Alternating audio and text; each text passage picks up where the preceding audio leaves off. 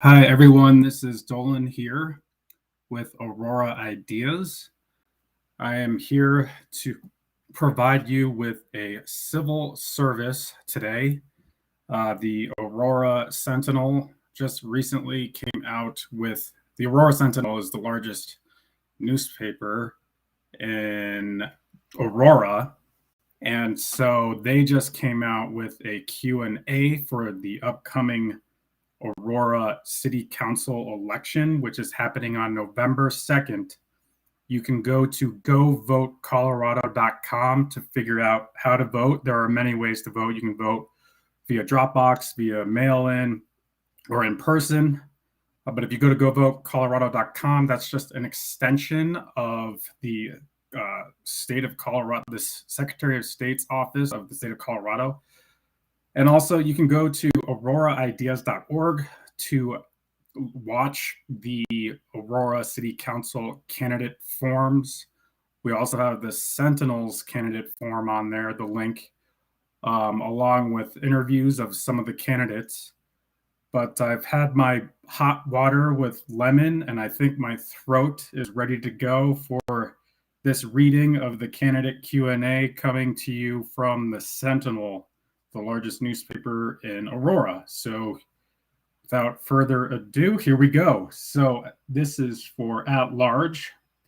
First, the first Q&A is going to be for Becky Hogan. She's running for at large, Aurora City Council. Here we go. Proposals to address visible homelessness have ranged from an urban camping ban, which Mayor Mike Kaufman has committed to bring back for a second vote, to adding safe parking lots and additional shelter space. Which policies would you be in favor of? Would you support the camping ban? And Becky answers with, I support a camping ordinance that protects both property ownership, public and private, and the camper's rights. If elected, I would work with the mayor, city council, and law enforcement on an ordinance that provides short-term options and is enforceable. I would also look to adopt policies that provide options for long-term solutions to address the unhoused residents while protecting property ownerships. Would you support increasing the minimum wage in Aurora, and why? And Becky responds with, Becky Hogan, no, I would not support a minimum wage increase at this time. Our small and large business communities have been affected by COVID-19 and need time to adjust. Minimum wage often has significant impacts on business, particularly small business. Minimum wage should not be increased by the government at the cost of cutting jobs. It is important to note that minimum wage was never designed to be a final wage. The average wage in the city of Aurora for service sector jobs is considerably higher than minimum wage in Aurora. Do you support Aurora forming its own county, and why? Becky Hogan responds, should the city of Aurora wish to have control over all city services and change a form of operation government in the future, then yes. I do think one day Aurora should form its own county. That being said, there are significant upfront costs. Like Broomfield, who became a city and county, this transition needs to take place over a period of time, maybe years, so that the initial cost impacts and changes can be phased. Becoming a county will require a vote. Council cannot make this decision without the input of voters. What is the city's most pressing transportation need? Becky responds with, the city currently has a shortfall of $20 million a year in transportation funding. Dedication and targeting current and future of funding is the most pressing transportation need. The Sentinel responds with another question. Do you think the city, to Becky Hogan, do you think the city does a good job of marketing itself? We all can improve in this area. If not, what can be done differently? Is it important? Everyone in the city has a role in marketing Aurora. This is what Becky goes on to respond to. Everyone in the city has a role in the marketing in Aurora, whether that be the city's communication department, Visit Aurora, the Chamber of Commerce, the police or firefighter, the business community, and so on. We are all responsible for being ambassadors of a city that means the world to us.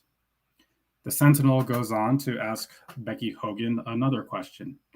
Should Aurora limit or ban giving financial incentives to businesses in an effort to lure them to Aurora? Examples where large incentives were offered include the Gaylord and Amazon projects. Critics call these corporate welfare, but proponents say that they're a critical part of economic development and creating jobs. Becky Hogan goes on to respond. We need a competitive marketplace for businesses small and large that will bring services and jobs to our community. We use the phrase, but for the incentives, the project would not happen. Without the fees and taxes generated by a project, there is no money to be shared back. Hence, it's not using existing taxpayer funds toward incentives. Simply said, if the project is not built, the city gets zero additional tax revenue. The Sentinel goes on to ask another question to Becky Hogan. Crime rates have increased in Aurora in the past 2 years. What can the city council do to address that problem? How do you think any new proposals related to controlling crime should be funded? I'm endorsed by past police chiefs Nick Metz and Dan Oates. They both know that I am the only candidate with the experience and relationships with law enforcement and the community to bring solutions to the table. Police personnel need to know that city council supports them, which I will support law enforcement. Those committing a crime need to know that there will be consequences for their actions in Aurora. Citizens need to know justice will be served by those committing a crime in our city. The Sentinel goes on to ask Becky another question. The Aurora Police Department and the Civil Service Commission have been the subject of many high-profile incidents, notably regarding the death of Elijah McClain, and consequently the subject of intense scrutiny from investigative reports. Would you support additional oversight of the Aurora Police Department? If so, what do you think that should look like?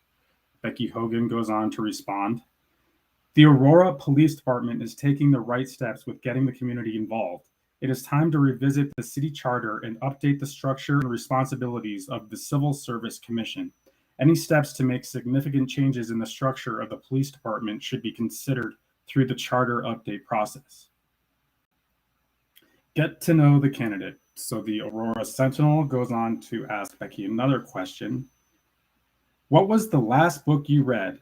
I started rereading Treasure Island, which is the very first book that was read to me as a child. What has been your pandemic guilty pleasure? Becky goes on to respond that her guilty pleasure is Netflix. The Aurora Sentinel goes on to ask, if you were stuck on a desert island, what are 3 things you would want to bring? Becky goes on to respond, technology to send out an SOS, a filter that would turn seawater into drinking water, something to start a fire. The Aurora Sentinel asks another question to Becky. What do you think needs to be invented more than anything? Something to clear our air from fires, pollution, etc. Becky responds, if you were going to staycation in Aurora, what activities would you do? Eat and shop. Okay, so that is it for Becky Hogan, at-large candidate. The Sentinel goes on to talk to Dustin Zavanek next, who is another at-large candidate. And their first question to Dustin is, proposals to address visible homelessness have ranged from an urban camping ban, which Mayor Mike Kaufman has committed to bring back for a second vote, to adding safe parking lots and additional shelter space. Which policies would you be in favor of? Would you support the camping ban? Dustin Zavanek goes on to answer, the homeless encampments that continue to pop up along our highways, in our neighborhoods, and around our businesses are creating serious public health and safety issues, and they need to be addressed. I would support the mayor's common sense camping ban proposal that would prohibit encampment from being on an unauthorized private or non-designated public property. By By utilizing existing shelters and adding encampment locations designated by the city, that would provide basic sanitation, lighting, and safety. We could clean up our city, improve public safety, and offer the homeless a better alternative than camping under an overpass. The Sentinel goes on to ask another question to Dustin Zavonik. Would you support increasing the minimum wage in Aurora, and why? Dustin goes on to state, you don't have to spend much time driving around Aurora to see hiring signs. You don't have to spend much time driving around Aurora to see hiring signs advertising starting wages significantly above the current state required minimum wage. This upward pressure on wages is a result of a tight labor market and demand for employees. The $20 an hour per hour proposed by members of the Aurora City Council is unrealistic and would have destructive repercussions for our small family-owned businesses that can't afford it, and would incentivize them to relocate to neighboring towns and cities. I believe we can continue to drive higher wages without unnecessary and unaffordable mandates. I want to see Aurora become the most job-friendly city in the state by creating more jobs with better pay, by helping businesses succeed and grow, by not forcing unreasonable mandates on small family-owned businesses. The Aurora Sentinel goes on to ask Dustin another question. Do you support Aurora forming its own county, and why? Dustin goes on to state, no. First, there is the practical challenge of creating a 65th county in Colorado. It would require statewide voter approval in order to happen. Second, the costs of Aurora taxpayers to create all of the necessary departments and bureaucracy required to provide not only city but also county services would be significant. The Sentinel asks Dustin another question. What is the city's most pressing transportation need? Dustin goes on to state, I believe the most pressing transportation need is to close the annual road maintenance deficit that continues to grow each year.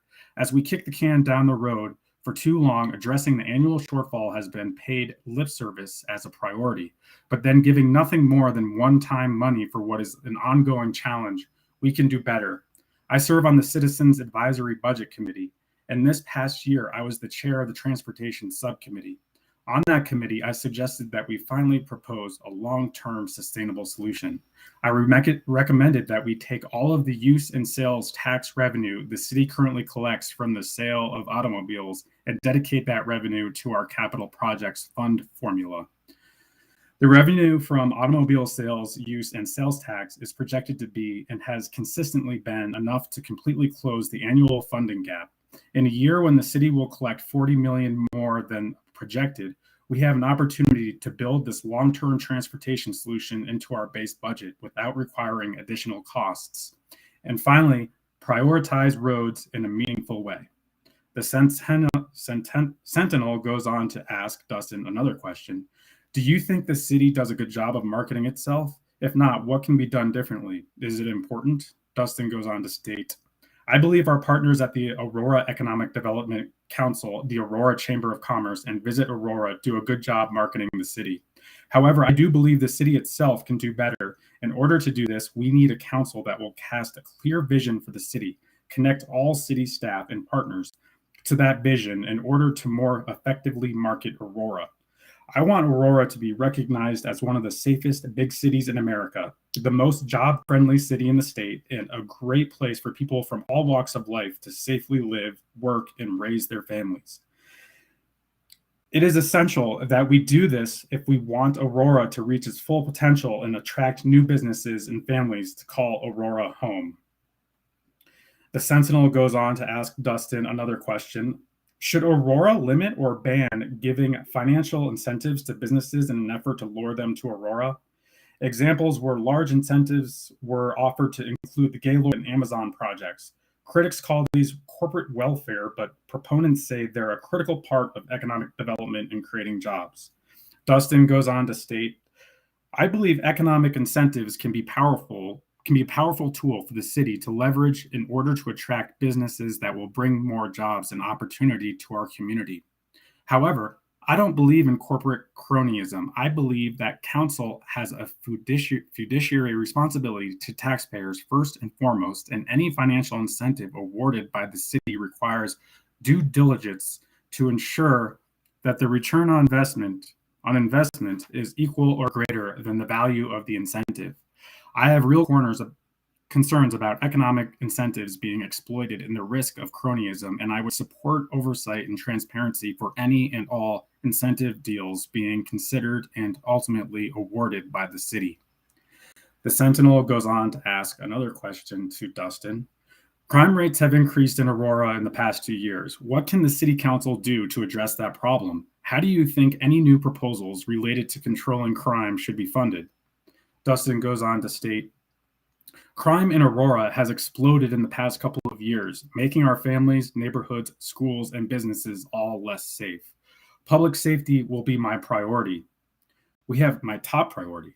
We have seen over 150 officers leave our police department over the past 18 months. I believe we have to immediately reverse that trend if we want to seriously address the nearly historic rise in crime. In order to improve public safety in Aurora, Council has a responsibility to ensure our police department is fully staffed, fully funded, and has access to the best training available.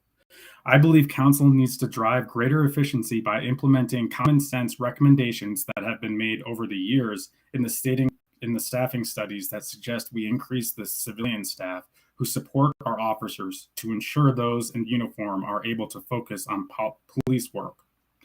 I believe Council could also help address the uptick in burglary and vandalism our small businesses are struggling with by creating a grant utilizing a portion of the $64 million the city received from the federal government for small businesses to cover one-time hard costs of installing needed security equipment such as lighting, motion detectors, and cameras. The city is on great financial footing between collecting $40 million more than projected in the fiscal year alone and the unprecedented levels of support from the federal government covering the costs for improved public safety would not be a challenge. The Aurora Police Department and the Civil Service Commission have been the subject of many high-profile incidents, notably regarding the death of Elijah McClain, and consequently the subject of intense scrutiny from investigative reports. Would you support additional oversight of the Aurora Police Department? If so, what do you think that should look like? When I entered the race in February, one of my first suggested changes for the police department was for them to join the critical incident response teams in the 17th and 18th judicial districts. I believe that doing this was a much needed reform that would provide greater outside of the department's scrutiny to officer-involved incidents by other law enforcement departments in those shared judicial districts.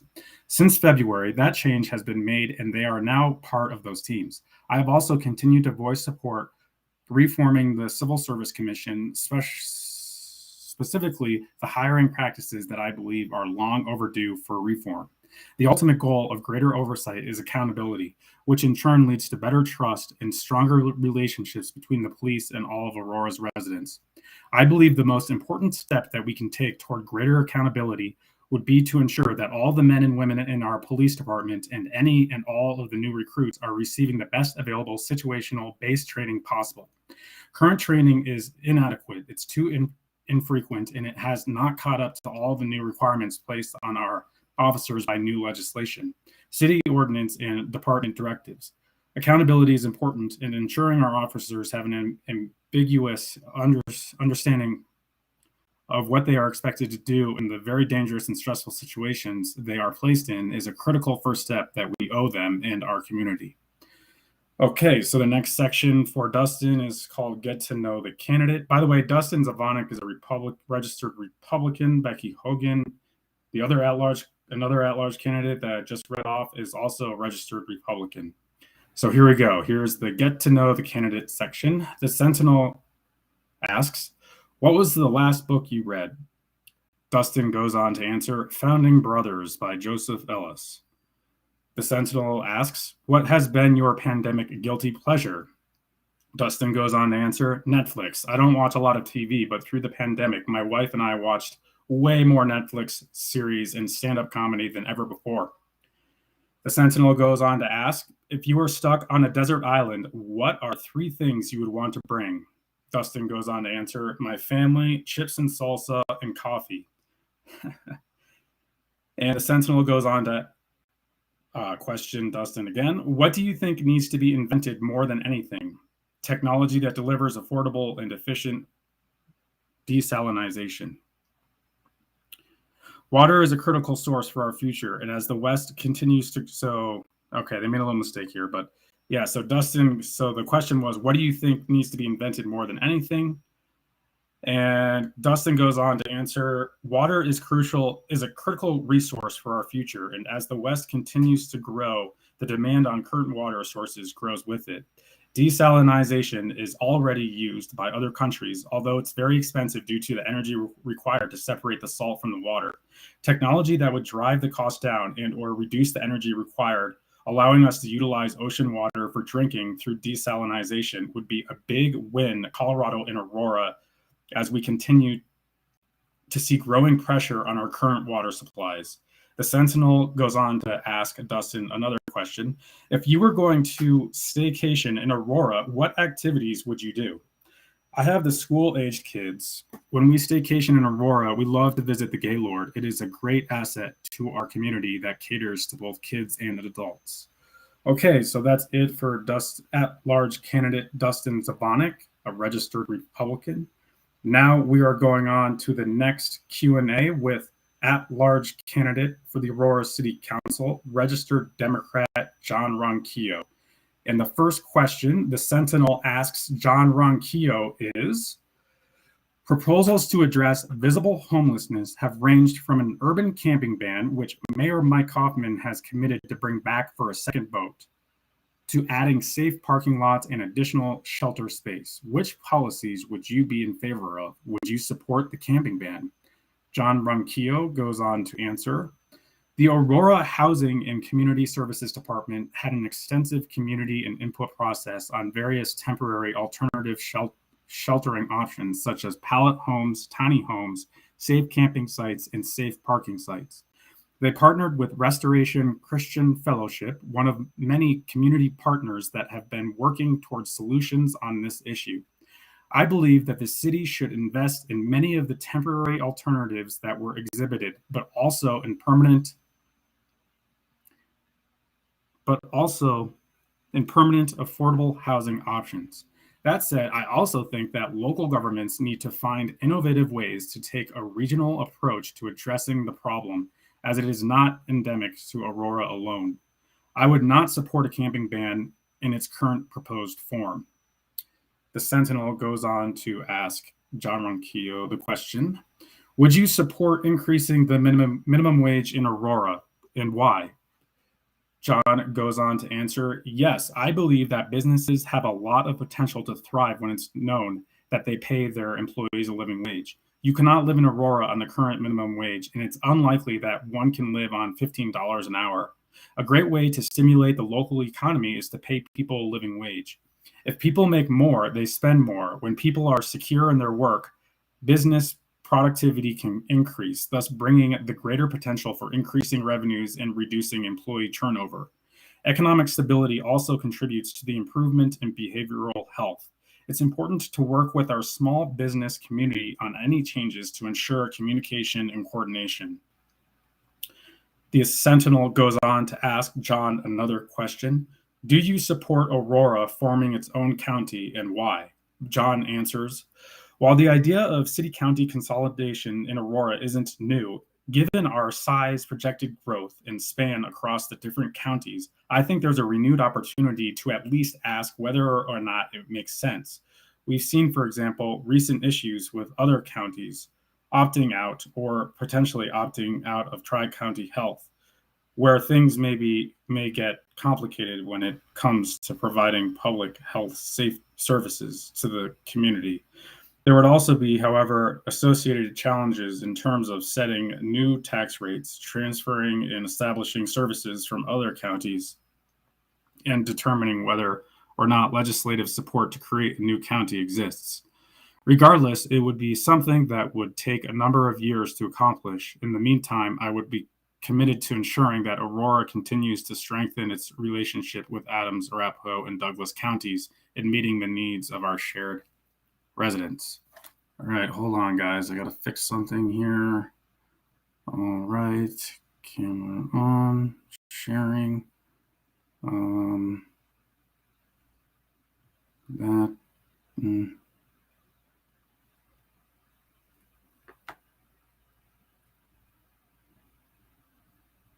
All right, kind of messed it up. I'm going to turn the camera back off again.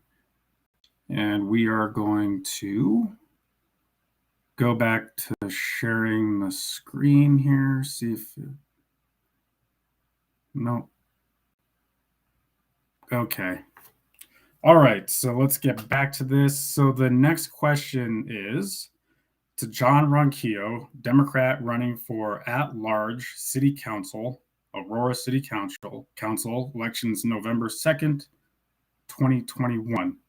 Next question, the Sentinel asks, what is the city's most pressing transportation need?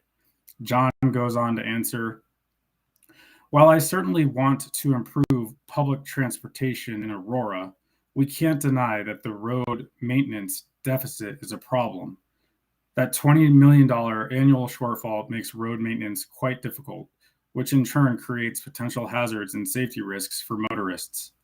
Maintaining and improving our roads benefits the community in a number of ways, including lowering the risk of safety standards and potentially reducing personal costs associated with the vehicle maintenance and insurance.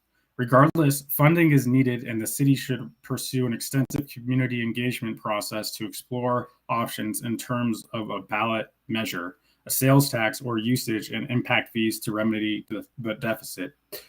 The Sentinel goes on to ask another question to John. Do you think the city does a good job of marketing itself? If not, what can be done differently? Is it important? I think it's getting much better because I feel those tasked with marketing Aurora now know its tremendous potential, but yes, we can always find ways to improve. I definitely think it's important in terms of showcasing we as a city have to offer in terms of arts, entertainment, parks, and recreation. Schools, world-class hospitals, dining, our military presence, lodging, our growth opportunities, our livability, and our proximity to one of the largest airports in the world. I think it's also important in terms of building our identity as a city in our own right, as opposed to merely being a bedroom suburb in the metro area.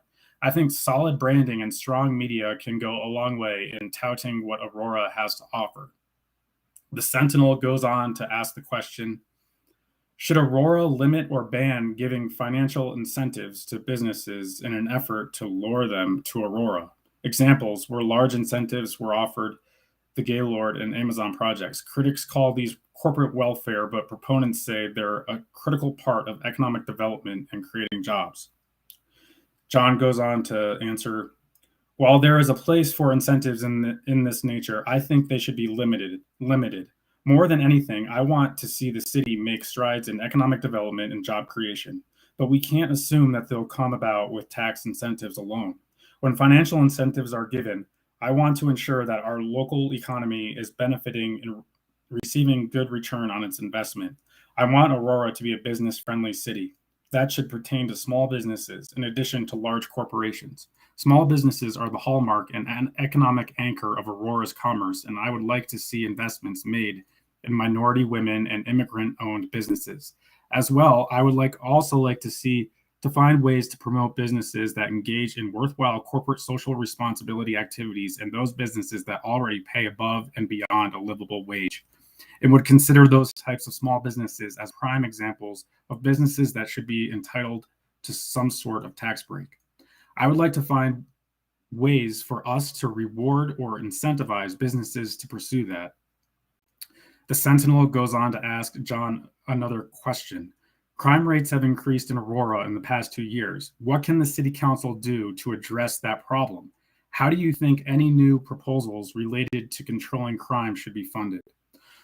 John Ronquillo goes on to answer, Aurora has long been considered one of the safest cities in Colorado, but certainly not free from incidences of crime. And depending on what kind of incident it is, the rates certainly vary. Recently, the city has launched the Aurora Mobile Response Team, similar to the STAR program in Denver, and based on the CAHOOTS, which is Crisis Assistance Helping Out on the Streets. model in Eugene, Oregon that can respond to calls involving mental health, homelessness, and additional issues.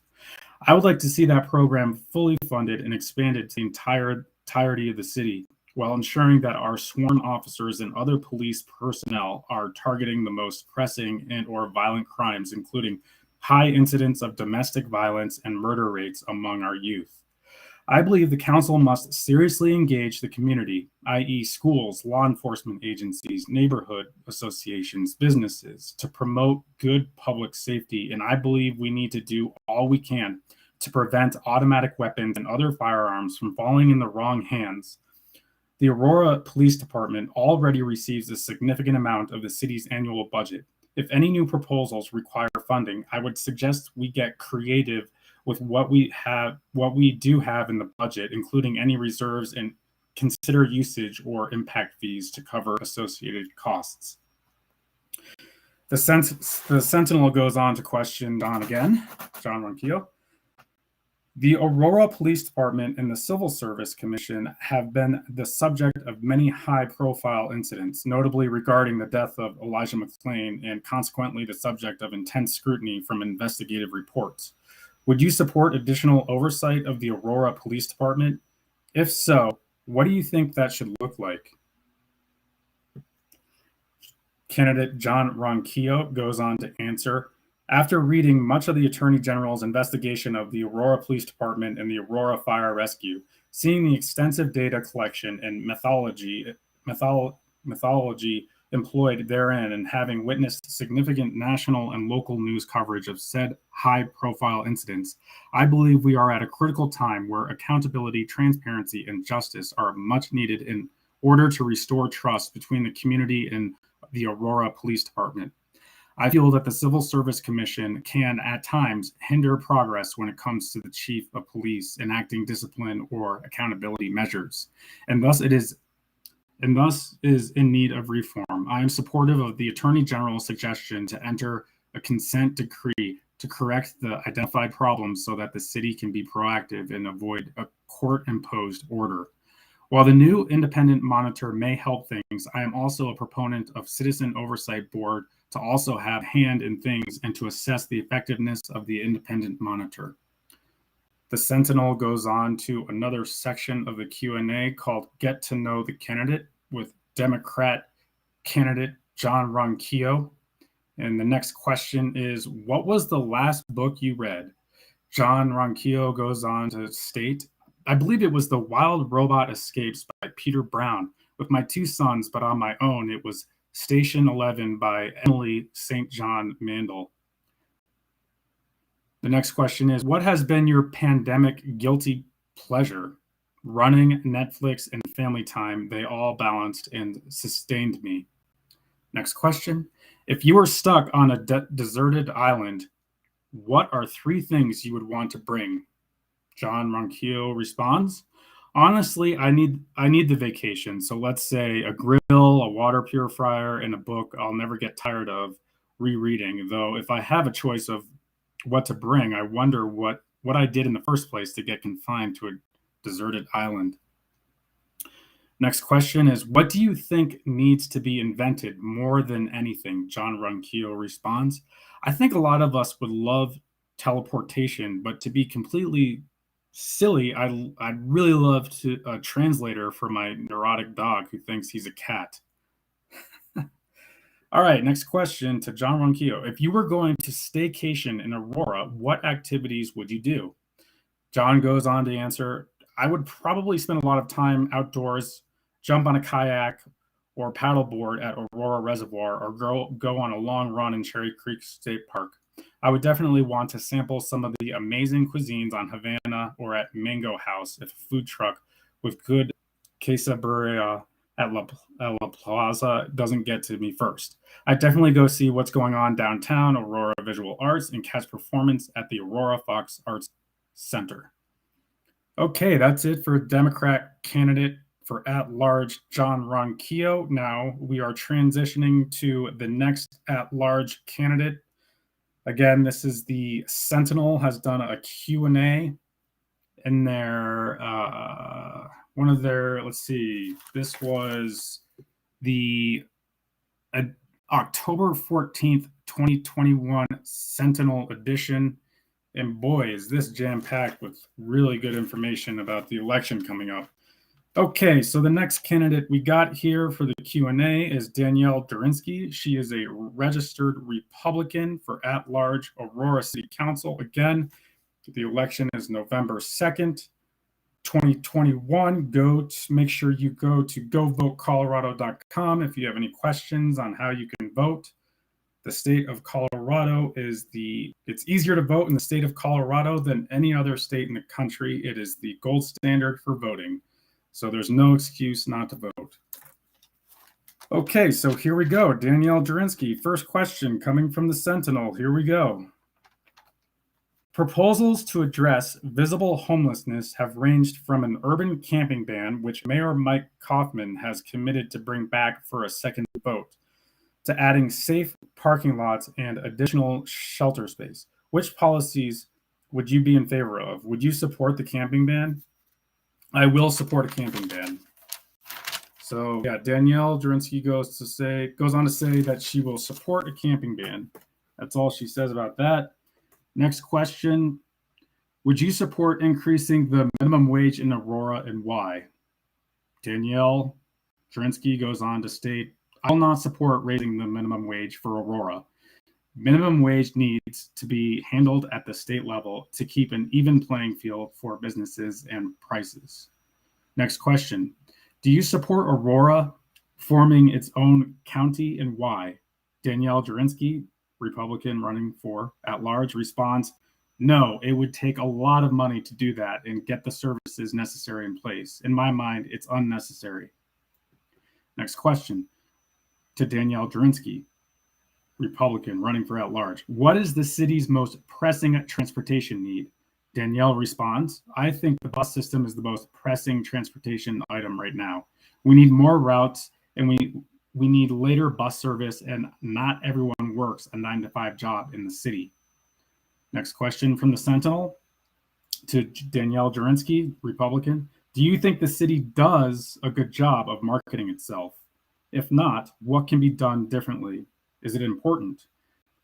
Danielle goes on to answer, I have not given much thought to a need for Aurora to market itself. I would say we need some attractions to be able to market as well as get our crime rate down, and Aurora lacks in that area. The Sentinel goes on to question Danielle Dorinski, Republican at-large candidate. Should Aurora limit or ban giving financial incentives to businesses in an effort to lure them to Aurora? Examples where large incentives were offered include the Gaylord and Amazon projects. Critics call these corporate welfare, but proponents say they're a critical part of economic development and creating jobs. Danielle Dorinski goes on to respond. No, Aurora should not limit or ban incentives to attract businesses. Every deal should be evaluated based upon the needs of Aurora. The Sentinel goes on to ask Danielle, crime rates have increased in Aurora in the past 2 years. What can the city council do to address that problem? How do you think any new proposals related to controlling crime should be funded? Danielle goes on to respond, being supportive towards the police department would be a good starting point for city council. Whatever funding was needed to get crime under control in Aurora, I would look at it, and if creativity was necessary in the budget, I would gladly entertain that as well. Nothing is more important to me than the safety of everyone who calls Aurora home. Next question from the Sentinel. The Aurora Police Department and the Civil Service Commission have been the subject of many high-profile incidents, notably regarding the death of Elijah McClain, and consequently the subject of intense scrutiny from investigative reports. Would you support additional oversight of the Aurora Police Department? If so, what do you think that should look like? Additional oversight? Danielle Dorinski goes on to state, well, I'd have to look at the current oversight in place and see if that's necessary. I can tell you that I would look for leadership to put out the good with the bad in the current transparency effort. Seems the only transparency right now is the bad that the Aurora police officers are doing. I'd like the public to also know about the good, the lives they're saving, the toys being brought to apartment complex for children, and that would be otherwise not get new toys, the good with the bad. Okay, so the next section for Danielle Dorinski, Republican running for at-large Aurora City Council. We're going on to the next section, get to know the candidate. Here we go, Sentinel. Next question, what was the last book you read? Danielle responds, 7 Common Mistakes of Candidates. That looks interesting. Next question from the Aurora Sentinel to candidate Danielle Dorinski. What has been your pandemic guilty pleasure? And Danielle goes on to respond, TikTok. The Sentinel asks, if you are stuck on a deserted island, what are 3 things you would want to bring?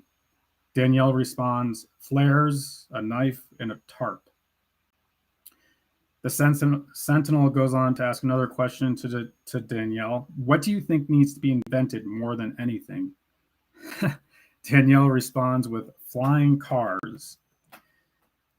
The Sentinel goes on to ask Danielle, if you were going to staycation in Aurora, what activities would you do? Danielle goes on to respond, can't say that I would do much other than rest at the Gaylord. Okay, so that's it for Aurora at-large candidate Danielle Dorinski.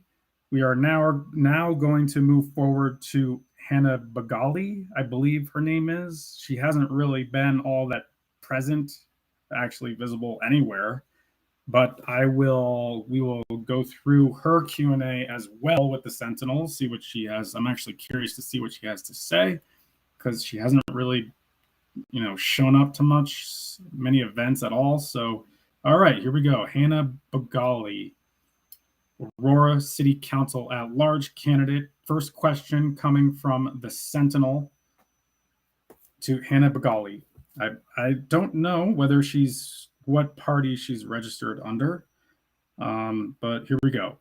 Proposals to address visible homelessness have ranged from an urban camping ban, which Mayor Mike Hoffman has committed to bring back for a second vote, to adding safe parking lots and additional shelter space. Which policies would you be in favor of? Would you support the camping ban? And Hannah Begali did not answer that question, so we are going to go on to the next question. The next question is, would you support increasing the minimum wage in Aurora and why? Hannah goes on to say, I do not believe that Aurora should increase the minimum wage because small businesses cannot survive paying more in wages and providing products and services at a lower cost. We need to be cautious of the unintended consequences of increasing the minimum wage.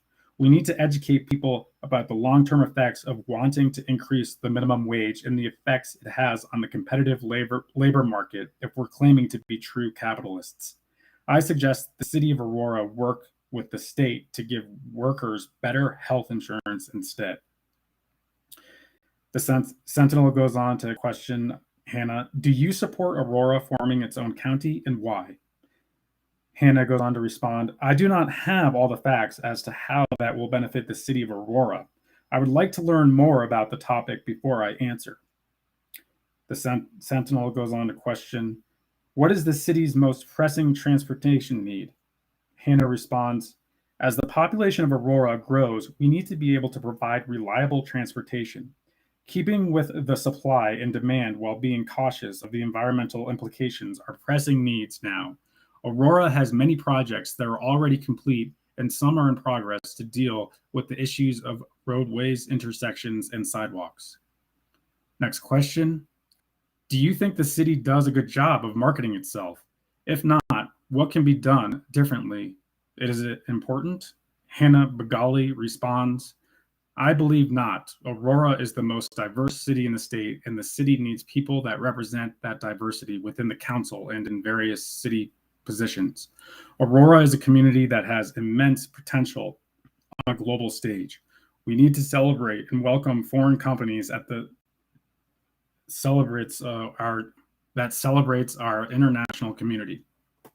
Next question for Hannah Begali. Should Aurora limit or ban giving financial incentives to businesses in an effort to lure them to Aurora? Examples where large incentives were offered include the Gaylord and the Amazon projects. Critics call these corporate welfare, but proponents say that they're a critical part of economic development and creating jobs. Hannah Begali responds, I believe Aurora should give businesses reasonable incentives that do not have environmental or other repercussions. The Sentinel goes on to ask the next question. Crime rates have increased in Aurora in the past 2 years. What can the city council do to address that problem? How do you think any new proposals related to controlling crime should be funded? Hannah Begali did not have an answer to that question. Okay, so next question for Hannah Begali. The Aurora Police Department and the Civil Service Commission have been the subject of many high-profile incidents, notably regarding the death of Elijah McClain, and consequently the subject of intense scrutiny from investigative reports. Would you support additional oversight of the Aurora Police Department? If so, what do you think that should look like? Hannah goes on to respond. What happened to Elijah McClain was unfortunate, and my condolences go out to his family. Yes, I support Aurora working with a third-party company like CP21 to oversee the police force. We should also thank the Aurora Police for all the hard work they do to protect our city. I do not support defunding the police program. All right, so we're moving on to the next section now for Hannah Begali, at-large candidate. I'm not sure how she's registered. Hasn't really showed up to much. I don't really know much about her. All right, but here we go. Next section. Get to know the candidate. The question is, what was the last book you read? Hannah Begali goes on to say, The Aladdin Factor. And next question, what has been your pandemic guilty pleasure? Hannah says, self-care and home spa days every day. Next question, if you were stuck on a deserted island, what are 3 things you would want to bring? Hannah goes on to respond, the Bible, a recyclable water filter supply, and solar flashlight. Next question, what do you think needs to be invented more than anything? And Hannah responds, disease detecting chip. Next question, if you were going to staycation in Aurora, what activities would you do? Hannah responds, horse riding, boat riding at the reservoir, and hiking. All right, so that's it for Hannah Begali. We're going on to the next candidate, Candace Bailey. She is a registered Democrat running for at-large Aurora City Council. First question coming from the Sentinel to Candace Bailey is, proposals to address visible homelessness have ranged from an urban camping ban, which Mayor Mike Kaufman has committed to bring back for a second vote, to adding safe parking lots and additional shelter space. Which policies would you be in favor of? Would you support the camping ban? Candace responds, I am in favor of the human first policies, such as pop-up shelters, permanent shelters, and accessible resources for permanent affordable housing. I do not support the camping ban. Next question. Would you support increasing the minimum wage in Aurora, and why? Candace Bailey goes on to respond, Democrat running for at-large. Yes, livable wages for more people in Aurora means they will have food and housing security and what they need to be whole and healthy. And livable wages also means more of us can spend money in our community, which in turn increases revenue for our city. It is a smart decision that strengthens our community in many ways. Next question. Do you support Aurora forming its own county, and why? Candace Bailey goes on to respond, yes, I do, and I believe it will take a strategic plan to ensure that the burden is not passed on to taxpayers. As we witness the divestiture of the Tri-County and the influx of people moving to Aurora, we must make the courageous and well-structured move to self-sufficiency and less oversight from various places. Next question, coming from the Sentinel to Democratic candidate Candace Bailey for at-large. What's the city's most pressing transportation need? Candace responds, we need RTD to expand the routes in Aurora to reduce single-occupied vehicle SOV trips. We also need to build a path to maintaining our road infrastructure to deter chasing after over $20 million in funding every year. Next question. Do you think the city does a good job of marketing itself? If not, what can we do differently? Is it important? Candace goes on to respond, no, I think that we do not market ourselves enough. By adding additional community fairs, markets, and opportunities to engage, we can build a stronger message of solidarity and unity during a time when we must rebuild our trust. The Sentinel goes on to ask another question to Candace. Should Aurora limit or ban giving financial incentives to businesses in an effort to lure them to Aurora? Examples where large incentives were offered include the Gaylord and Amazon projects. Critics call these corporate welfare, but proponents say they're a critical part of economic development and creating jobs. Candace Bailey goes on to respond. Aurora has a responsibility to focus on local small businesses' development, and the financial incentives should be given priority to strengthen them. These corporations will gladly move into our beautiful city regardless, and the impact of pollution by corporations like Amazon should not be incentivized. Next question for Aurora at-large candidate Candace Bailey, Democrat. Crime rates have increased in Aurora in the past 2 years. What can the city council do to address that problem? How do you think any new proposals related to controlling crime should be funded? Candace Bailey goes on to respond. Crime is a situation that is multifaceted, cause and effect of scenario. The Youth Violence Prevention Program, critical response team, and organizations currently doing violence prevention, violence interruption, and community safety work must take the lead. Aurora must redistribute some of the almost $60 million in public safety to relinquish the police's requirement to carry the weight of the community's needs.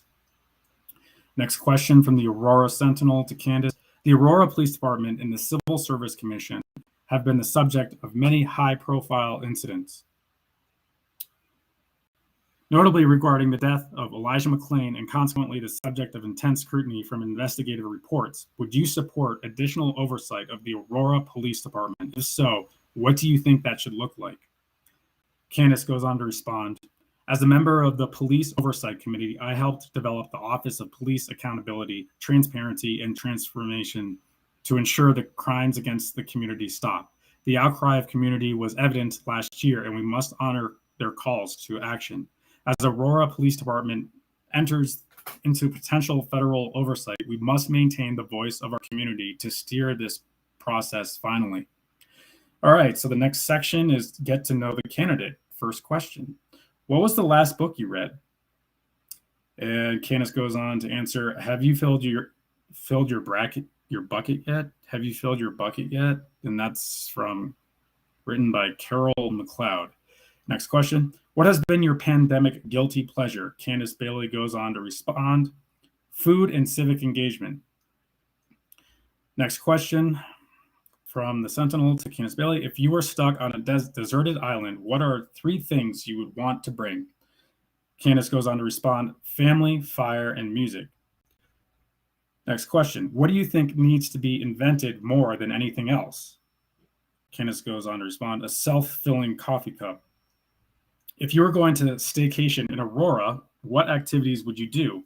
Candace Bailey responds, I would go to Cherry Creek Reservoir for a day of fun with the family and then a great dinner at a local family-owned restaurant. All right, so that's it for Candace Bailey running for at-large Aurora City Council Democrat candidate. And now we are going to move on to the wards here. Okay. And we're going to start off with Ward 1. This is going to be Crystal Murillo. She is a Democrat candidate for Ward 1. And the first question is to Crystal Murillo. Housing prices have hit record highs in Ward 1, which traditionally has some of the most affordable neighborhoods in the city. What would you do to preserve both affordable and attainable housing in your ward?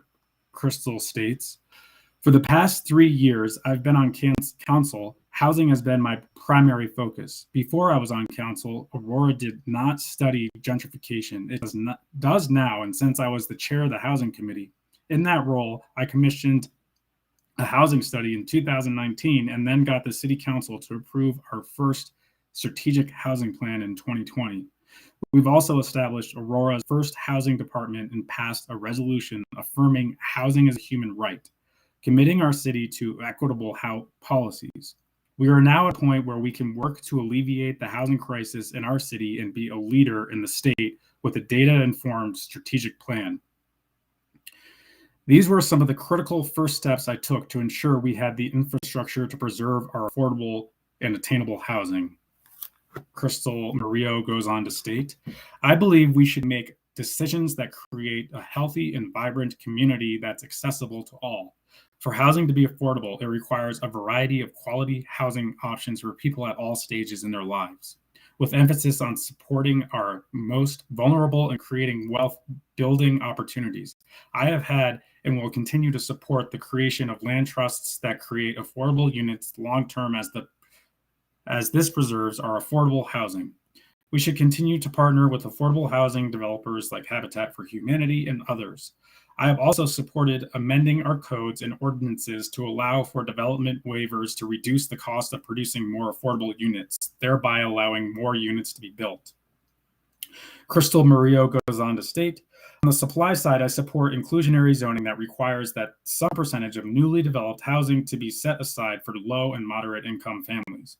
We need new mixed income housing that is accessible to all income levels so that regardless of how you provide for your family, you are not priced out and can all enjoy the wonderful amenities coming to our city.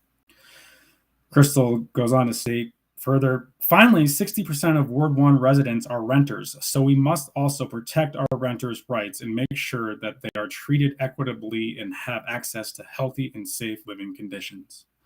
Next question for Ward 1 City Council candidate Democrat Crystal Murillo. Again, the election's November 2nd. If you have any questions about voting, go to govotecolorado.com. Okay, so next question, Crystal Murillo, coming from the Sentinel.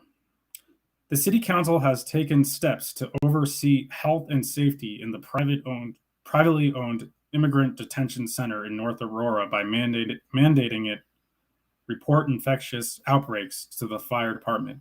Would you support more measures to oversee the facility? If so, what kind? Crystal Murillo, Democrat, responds, absolutely. I have not only spoken out against the health and safety issues in the GEO Aurora Detention Center, but support the ordinance which increases the transparency in reporting on communicable diseases to the fire department by immigration and customs enforcement. Other measures I would support, so long as allowed by federal law, include requiring the detention center to report what steps they are taking to contain any health hazards and giving the city the power to take matters into its hands when the city determines the detention center is not doing enough to protect those in the facility. The Sentinel goes on to ask Crystal Murillo, Democrat, running for Ward 1. The next question, proposals to address visible homelessness have ranged from an urban camping ban, which Mayor Mike Kaufman has committed to bringing back for a second vote, to adding safe parking lots and additional shelter space. Which policies would you be in favor of? Would you support the camping ban? Crystal Murillo, Democrat, Ward 1 responds, I am absolutely against the camping ban. It is not only inhumane, but clearly ineffective and a waste of resources. We must focus on actually solving the root causes and implementing best practices. Our city must treat people experiencing homelessness with dignity. I have supported and will continue to support a variety of data-driven policies and solutions that help our residents experiencing homelessness. As chair of our housing committee for 3 years, I methodically commissioned housing inventories in a needs assessment that ultimately led to the passage of our first ever housing strategy. This has allowed us to respond to the housing crisis with innovative ideas like safe camping sites and pallet tiny homes. I would like the city to implement these ideas to get our unhoused neighbors into safer locations. Crystal Murillo, Democrat, Ward 1, goes on to continues with, I have also supported projects that create affordable housing with wraparound resources like the Ready to Work program that is a housing first model and help train residents in final employment, as well as the Providence at the Heights project that helps system involved individuals gain access to stable housing and other support systems. The city must expand on housing first programs to ensure people do not fall back into the cycle of homelessness. We also must focus efforts on making sure that we prevent folks from losing their homes in the first place. This means supporting higher wages for our residents and reducing other barriers to greater economic opportunity. The city must also continue maintaining the affordable housing stock that we have now and simultaneously expand more affordable housing stock for our residents. Next question for Crystal Murillo coming from the Sentinel. Would you support increasing the minimum wage in Aurora and why? Crystal Murillo goes on to respond, yes, I believe the minimum wage should keep pace with the cost of living. Nowhere in Aurora can people making a minimum wage afford housing spend 30% or less of their income on housing. This can lead to employee abuse, parents working multiple jobs, depression inducing stress, housing insecurity, and homelessness. Last year, I supported the effort to gradually increase the minimum wage. Much of the opposing concern was unfortunately pitting business owners versus business workers. If the minimum wage passed, I was willing and ready to continue to work with stakeholders to identify other ways of offsetting costs to businesses, such as subsidizing costs by imposing fees on large industries and corporations like Amazon that saw record level profits during the COVID-19 pandemic, while our small businesses struggled. We cannot sacrifice people's well-being and survival for profit. We can find a way to support workers and small local businesses. Okay, next question coming from the Sentinel to Democrat candidate Crystal Murillo, Ward 1. Do you support Aurora forming its own county and why? Crystal responds, as the third largest city approaching 400,000 people and growing, we need to always evaluate the pros and cons of becoming a city and county. The recent vote by Douglas County commissioners to leave the Tri-County Health Department reignites the consideration of this possibility. Some of my concerns with being part of 3 district counties is the potential confusion and duplication of services with inconsistent health mandates. Conversely, there could be some fiscal and operational benefits to becoming a city and county. That being said, I don't think we are quite ready to make that decision at this time. We must focus on the immediate needs of Aurora and for me, Ward 1. Before making this move, we would need to have robust public engagement and input. We would need to explore the economic and operational benefits of becoming a city and county through a formal city and county feasibility study like we did back in 2014. I would not be surprised to see another push for a city and county in the next 5 to 10 years. At the end of the day, it's about making the city work best for people who live here. And if that means consolidating, then let's do it. Next question from the Sentinel to candidate Crystal Murillo, Democrat running for Ward 1. What is the city's most pressing transportation need? Crystal responds, according to a 2016 report, most Aurorans travel outside of the city to get to work. Ward 1 residents disproportionately rely on public transit as a means to travel to work. Our roads are significantly congested. I believe the best way we can alleviate traffic, protect the environment, and get people where they need to go is by increasing accessibility to public transportation. The state of our Public Transit Authority, RTD, is severely lacking. I was appointed and elected by my peers to serve as the RTD Accountability Committee's co-chair. We explored various recommendations, including creating a free or reduced pass fare structure, implementing local service councils to better engage local communities in public transit decisions, and increasing flexibility in the way RTD collects revenue. These measures would lead to less single occupancy vehicles. I also recognize the overlap in equitable transit-oriented development and reducing carbon output. When transition-dependent communities cannot afford to live in the developments closest to the transit, they are forced to use more carbon-emitting forms of transportation. Therefore, increasing accessibility to our public transportation is one of our most pressing needs. Next question coming from the Sentinel to Crystal Murillo, Ward 1, Democrat, running for Aurora City Council at large. Do you think the city does a good job of marketing itself? If not, what can be done differently? Is it important? Crystal Murillo goes on to respond, yes, to a certain extent. The city of Aurora has a marketing department that emphasizes our amenities, beautiful neighborhoods, local businesses, and our events. Additionally, the city puts on many events that focus on art, food, music, and culture that have high attendance by residents and those outside of the city. I am happy that our city strives to be engaged with our residents. However, Marketing can only go so far when the city faces other turmoil. For example, most, if not all, the national headlines about Aurora have regarded how our police poorly treat our residents of color. The city can only do so much marketing, and this negative publicity cannot be resolved without first addressing these underlying causes.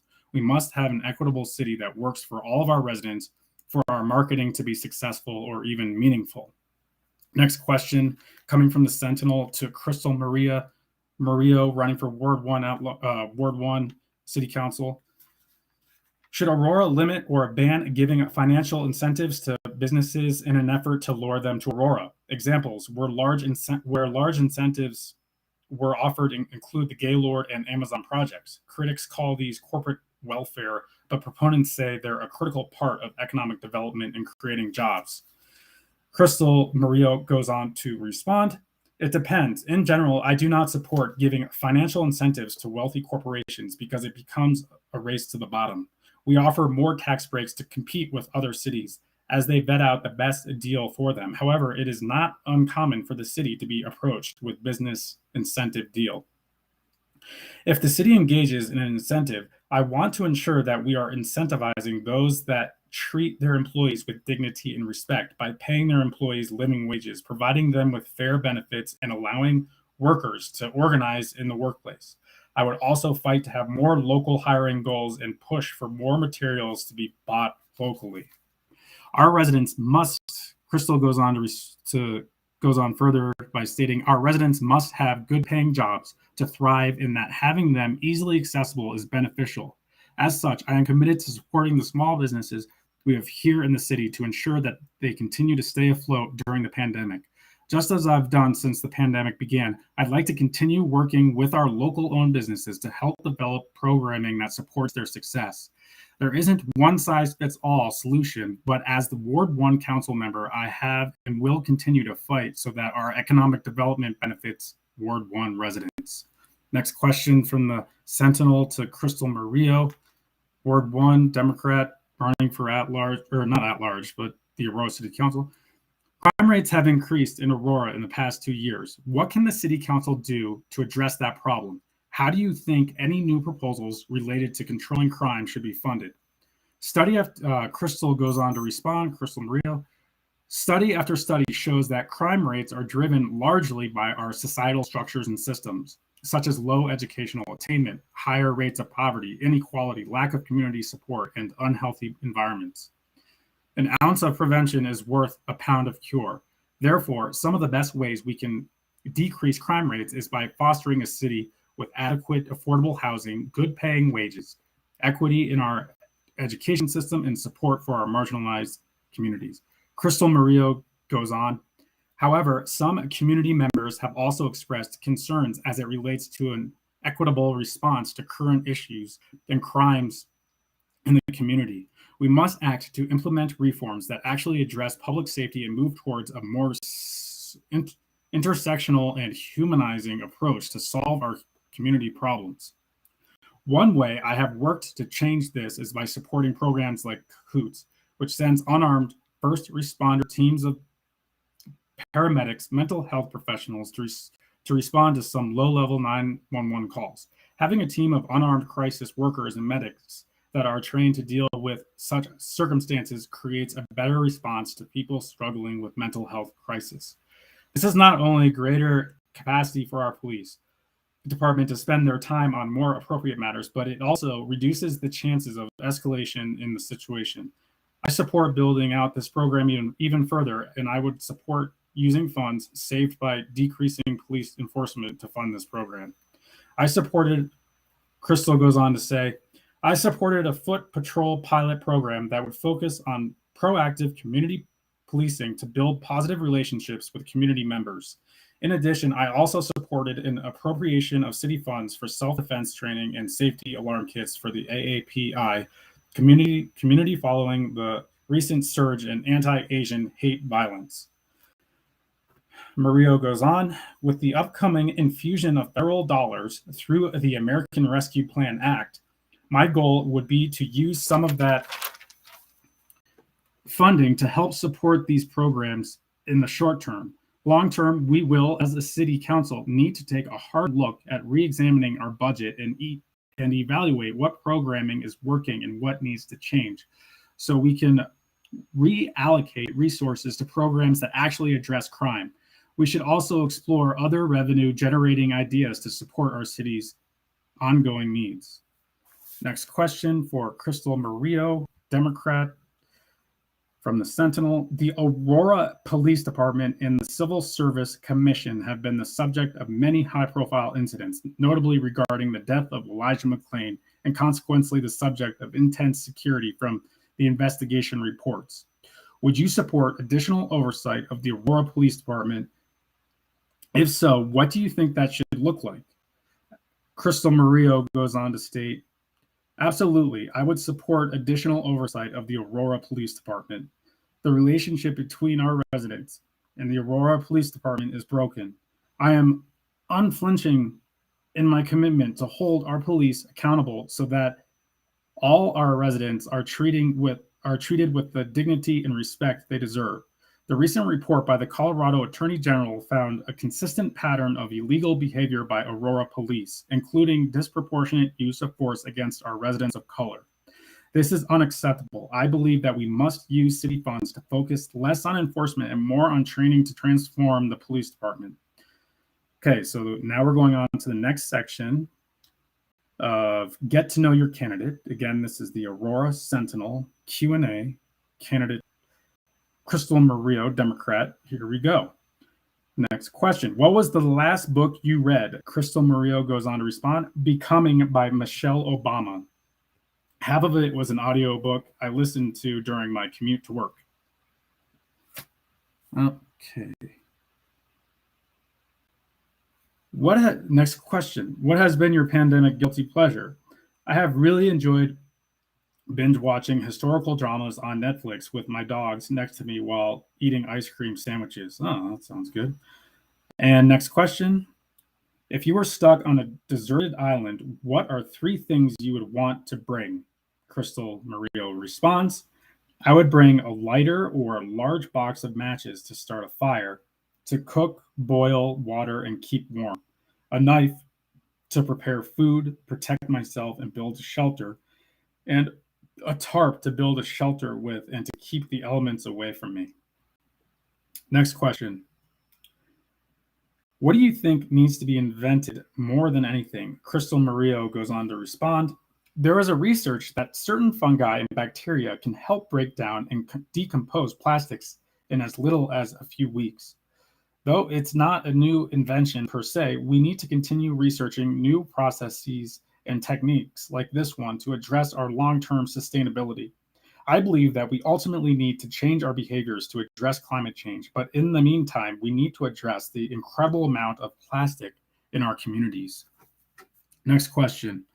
If you were going to staycation in Aurora, what activities would you do? Crystal Murillo responds, Democrat, Aurora has so many wonderful amenities. If I were doing a staycation, I would plan activities for me and my dogs to enjoy. We'd go to the Aurora or Quincy Reservoir to go kayaking and enjoy the nice weather. I would also go on one of our many trails like the Sandy Creek Trail or the Highline Canal.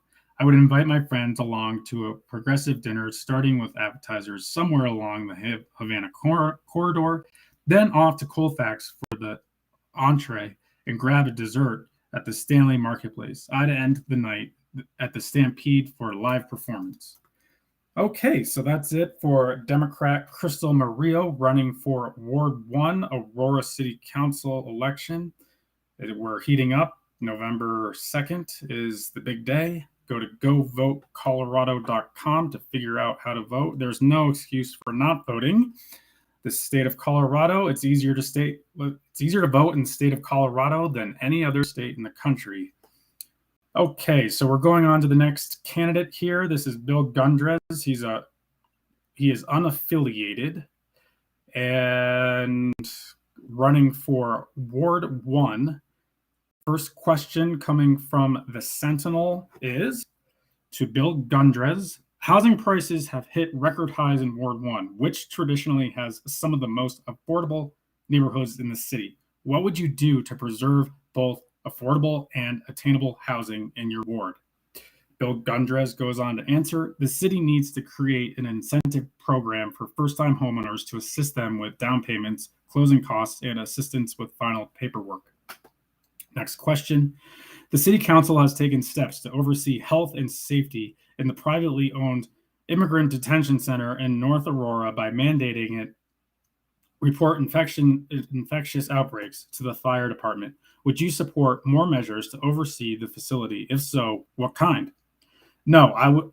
Bill Gundrez goes on to state, no, I would not, due to the fact that the company is contracted with the federal government.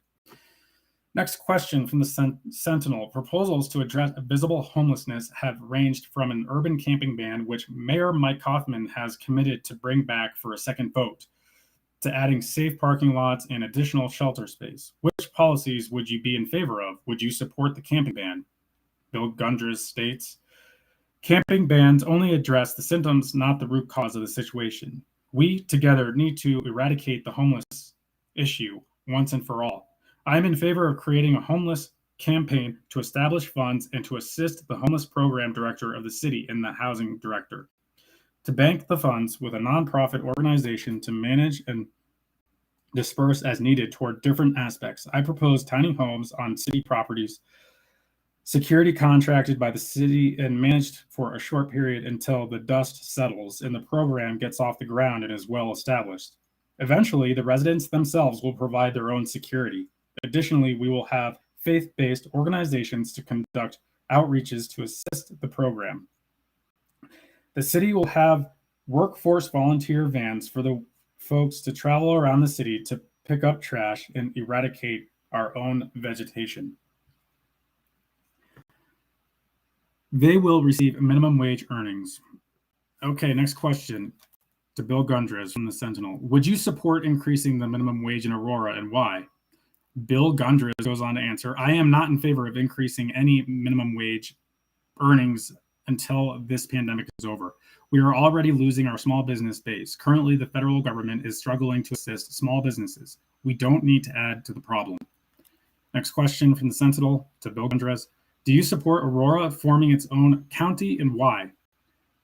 Bill Gundrez responds, no, I do not support Aurora becoming its own county because it would require the entire state of Colorado to vote and pass. The voters did not support this in the past party due to the fact that it would split Arapahoe County and also due to the great expense. Next question coming from the Sentinel to Bill Gundrez. He's an independent. What is the city's most pressing transportation need? Our most pressing transportation need is to prepare what we already have with our roads, bridges, and upgrade our sidewalks to federal standards. Next question. Do you think the city does a good job for marketing itself? If not, what can be done differently? Is it important? Bill goes on to state, it is very important for any city to market itself in the economy. The city of Aurora has established a great marketing plan that works. Visit Aurora is reaching out and is now located in a more visible area. Again, Bill Gundrez is running for Ward 1. Next question. Should Aurora limit or ban giving financial incentives to businesses in an effort to lure them to Aurora? Examples where large incentives were offered include the Gaylord and Amazon projects. Critics call these corporate welfare, but proponents say they're a critical part of economic development and creating jobs. Bill Gundrez, independent, goes on to respond, running for Ward 1. No, now is not the time to cancel incentives for our small businesses. We are still in a crisis situation due to the pandemic. Next question from the Sentinel. Crime rates have increased in Aurora in the past 2 years. What can the city council do to address that problem? How do you think any new proposals related to controlling crime should be funded? Bill Gundrez, one candidate, independent, goes on to state, the city council can address the problem of the crime rate by helping the leadership of the Aurora Police Department to meet the goals that they have set out for themselves. Also, upgrade the recruiting and training within the police academy to meet the growing demands of our ever-changing society. Next question from the Aurora Sentinel. The Aurora Police Department and the Civil Service Commission have been the subject of many high-profile incidents, notably regarding the death of Elijah McClain and consequently the subject of intense scrutiny from investigative reports.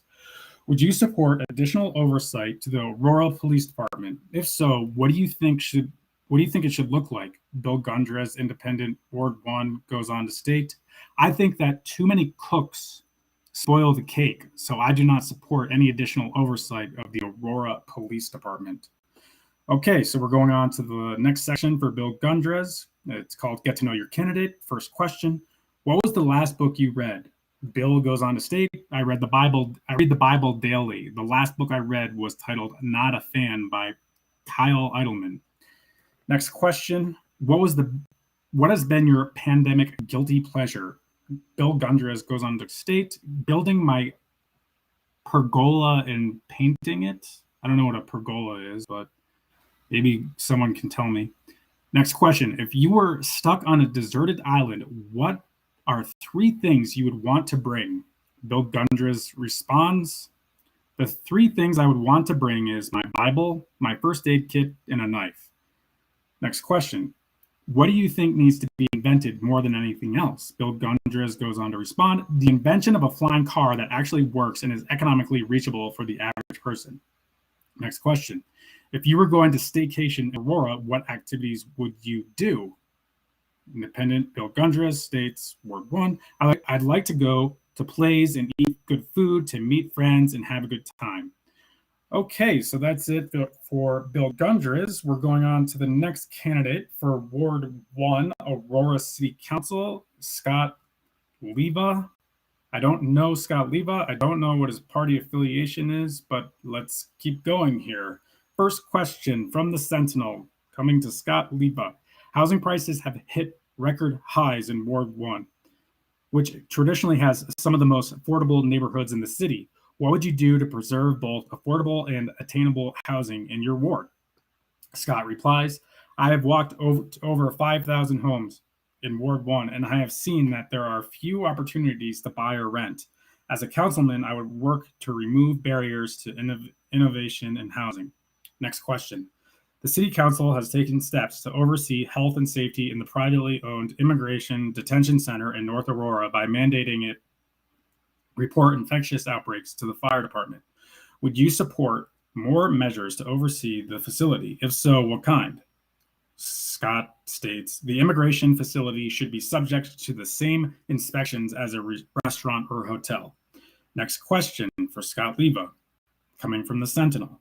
Proposals to address visible homelessness have ranged from an urban camping ban, which Mayor Mike Kaufman has committed to bring back for a second vote, to adding safe parking lots and additional shelter space. Which policies would you be in favor of? Would you support the camping ban?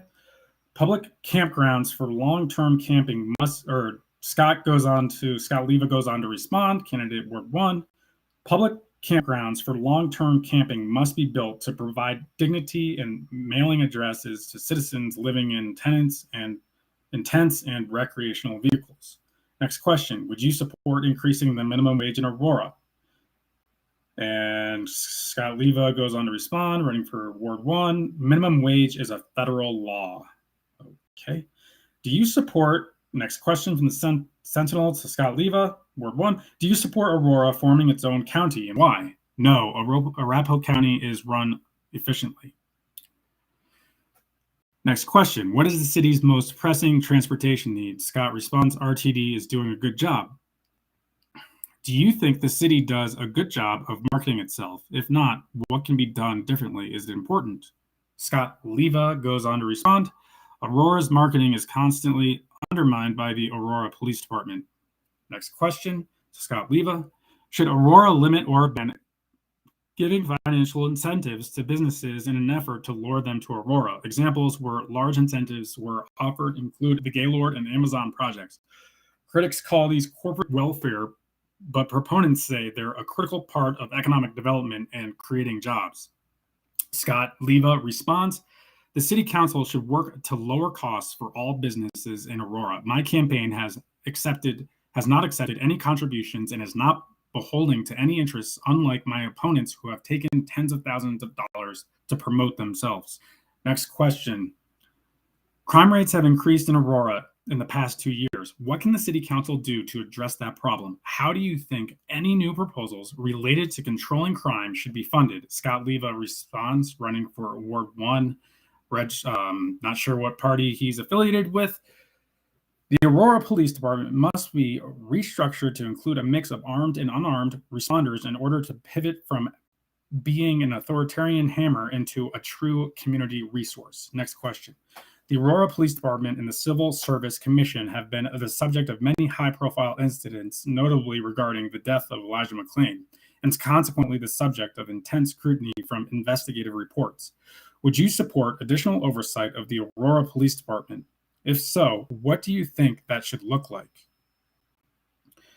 The Aurora Police Department must be restructured to include a mix of armed and unarmed responders in order to pivot from being an authoritarian hammer into a true community resource. Okay, so we're going on to the next section for Scott Leva. Get to know the candidate. First question, what was the last book you read? Scott Leva responds, Where Did the Towers Go? By Dr. Judy Wood. Next question, what has been your pandemic guilty pleasure? Scott Leva responds, piano practice. Next question, if you were stuck on a deserted island, what are 3 things you would want to bring? Scott Leva, running for Ward 1, party affiliation unknown, food, water, and a toothbrush. Next question, what do you think needs to be invented more than anything? Scott Leva responds, any glycation pharmaceuticals. Next question, if you were going to staycation in Aurora, what activities would you do? Scott Leva responds, candidate Ward 1, boating at the reservoir, eating at L&L, Hawaiian barbecue, bicycling on the trails and paths. All right, so we're done with Ward 1. Now we're heading over to Ward 2. Ward 2, Aurora City Council election is November 2nd. Next up is Brian Lindstrom, Democrat, running for Ward 2. Aurora City Council election is November 2nd. You can go to govotecolorado.com to figure out how to vote. It's very easy. The state of Colorado, it's easier to vote in the state of Colorado than any other state in the country. We are the gold standard for voting. There's no excuse for not voting. Go to govotecolorado.com to figure it out. It's not that hard. Okay, Ward 2, Brian Lindstrom. Here we go. Q&A. Aurora Sentinel. First question to Brian Lindstrom. Ward 2 sees the most oil development in the city. How would you rate the city's current approach to regulation under new state law? Would you like to see more or fewer regulations on oil and gas development? Brian Lindstrom, Democrat, running for Ward 2, responds, as a teacher, I give it a B-. Prior to 2019, we had a long history of approving oil and gas development with little question, including over 300 new wells right before the 2019 election. I would like to see more regulations on our current wells to increase the air and water quality standards as well as worker safety standards with increased oversight to ensure it happens. I would also like to increase the requirements for all new agreements to have the strictest of standards and award contracts to developers who have the best record on air and water quality and worker safety to and those companies who are interested in transitioning to renewable energy development. I also would like to make sure that wells go nowhere near our schools, parks, housing, and water sources. We have taken solid steps in the last year or so to increase oversight and regulations, but we need to continue this direction toward a greener economy. Next question. Do you support increasing impact fees, which defray the cost of public safety resources, roads, and parks for the city's newest residents on home developers? Brian Lindstrom, Ward 2, Democrat, responds, I do support impact fees. As a teacher, I know that we need to incentivize the behavior we want to see. Investments in infrastructure, public safety, affordable housing, and decentivize behaviors we don't want to see. Pollution, skyrocketing housing prices, driving out our local businesses. Next question from the Sentinel to Brian Lindstrom, running for Ward 2, Democrat. Proposals to address visible homelessness have ranged from an urban camping ban, which Mayor Mike Kaufman has committed to bring back for a second vote, to adding a safe parking lots and additional shelter space. Which policies would you be in favor of? Would you support the camping ban? Democrat, Ward 2, Brian Lindstrom responds, a camping ban is not banning camping. It is criminalizing homelessness and violates our right to survive, and I do not support it. Our homeless population is made up of veterans, families, unaccompanied youth, and a disturbing amount of people fleeing domestic violence. They need our help, and a ban does nothing to help them. It actively hurts them. These are people who have been harmed by bad government policies, and they need our support. Criminalizing homelessness has been proven time and time again to not end homelessness. It wastes taxpayers' dollars while pushing unhoused people throughout the city. And because it doesn't end homelessness, that's an expense taxpayers pay over and over again. It costs us roughly $40,000 per unhoused neighbor to continue the status quo, and sweeps and court costs adds tens of thousands to that total. It would only cost us about $20,000 per unhoused neighbor to provide them with housing and wraparound services and other housing first policies. This would give us long-term, more permanent solutions while saving us money. I would also expand upon public showers and public restrooms, city cleaning efforts to address sanitation and public health issues in the short term. Next question coming from the Aurora Sentinel to Brian Lindstrom, Democrat, Ward 2. Would you support increasing the minimum wage in Aurora, and why? Brian Lindstrom responds, Democrat Ward 2, yes, about 15% of my students deal with the unstable housing, and that's because wages haven't kept up with the cost of living. Working at minimum wage each week, you would have to work 72 hours to afford a modest one-bedroom rental at fair market rent, National Low Income Housing Coalition. As a teacher, I see the negative impact on our whole community when people have to work multiple jobs to make ends meet, and when my students have to work late hours to support their families. According to the Colorado Department of Labor and Employment, Denver increases its minimum wage, increased the average weekly earnings by more than $200, and increasing city sales tax revenue without increasing unemployment rates compared to the rest of Colorado. It is good economics. We need to increase the minimum wage to a thriving wage and attach it to inflation so we don't have the conversation of every single year. One should be enough. Next question, Aurora Sentinel to Brian Lindstrom, Democrat, Ward 2. Do you support Aurora forming its own county? Why? I recognize that it is something that is 5 to 10 years out, at least. Aurora is the third biggest city on the path to being the largest city in our state, but we are spread across 3 counties, and it creates inefficiencies. Vertical alignment would reduce redundancies. We need to set the goal and timeline of this, have consistent measurements toward the goal, and work with the state to ensure this process makes sense and make it for fruition. My goal is to make sure Aurora works for the people. That includes being efficient with our tax dollars. We are being subject to 3 different county redundancies. While it's far off and I'd want to make sure it makes sense, I think consolidating makes sense. Next question, Aurora Sentinel to candidate Brian Lindstrom, Ward 2, Democrat. What's the city's most pressing transportation need? Brian responds, we lack walkable and accessible neighborhoods. We do not have a long-term sustainable development plan that is focused on people.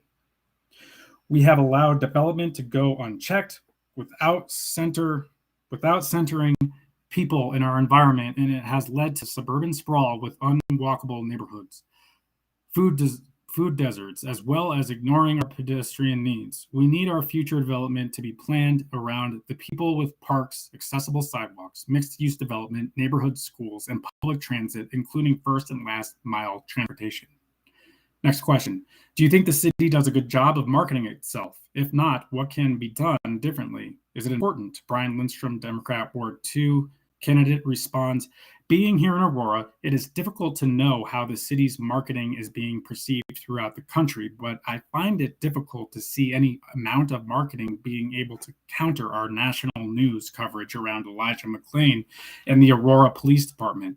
I'm a teacher, not a marketing executive, but I think becoming a model for police reform and accountability would bring a lot of positive earned media for our city. Next question for Brian Lindstrom, Ward 2, Democrat. Should Aurora limit or ban giving financial incentives to businesses in an effort to lure them to Aurora? Examples were large incentives were offered include the Gaylord and Amazon projects. Critics call these corporate welfare, but proponents say they're a critical part of an economic development and creating jobs. Democrat Ward 2 Brian Lindstrom response, I do not like the incentivizing outside companies to come in because experience shows us that our everyday Auroran resident doesn't benefit and, in fact, is then paying a higher portion of the tax burden. However, if we are going to use incentives, let's start with our locally owned businesses. Then let's look at businesses that are paying a thriving wage. Businesses working in green energy development, unionized businesses, worker cooperatives, and other worker and community-centered businesses, not ones who seek to extract from our city, exploit our workforce, and drive out our local businesses. Also, if we're going to be using tax incentives, we should require a certain percentage of the workforce be Aurora residents and require that they pay at or above a thriving wage. Next question from the Aurora Sentinel to Democrat Ward 2, Brian Lindstrom. I want to crime rates have increased in Aurora in the past 2 years. What can the city council do to address that problem?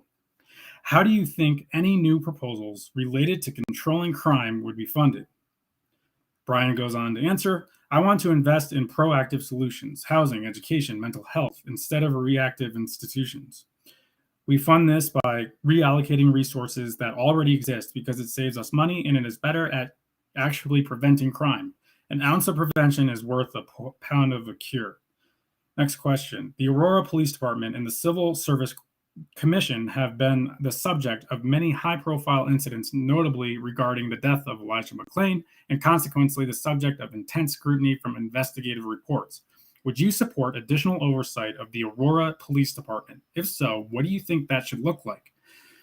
Brian Lindstrom, Democrat candidate Ward 2, responds, absolutely. As a teacher, I teach my students that we should refer to research data and expert testimony to come to evidence-based conclusions. The Attorney General's report was conducted professionally and thoroughly and lays out a multitude of changes, including increased independent oversight, increase of authority for the police chief regarding hiring and firing, increase in updating training, and ensuring officers are in compliance with U.S. Constitution and Colorado law regarding stops and use of force. If elected, I will be a firm supporter of police accountability and into the consent decree with the Attorney General's office.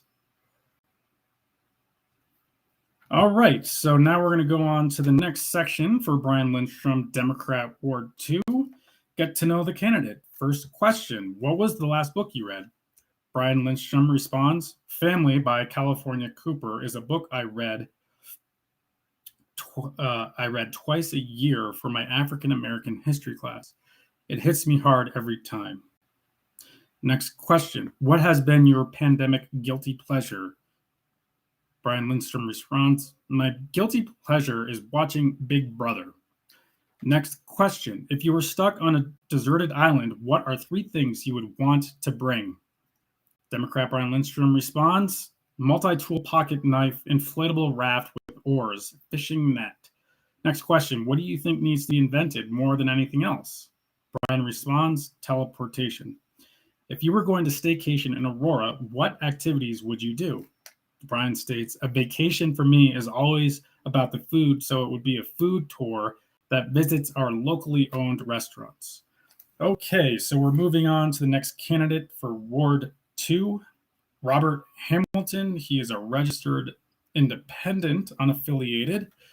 Okay, so the election's coming up November 2nd for the Aurora City Council.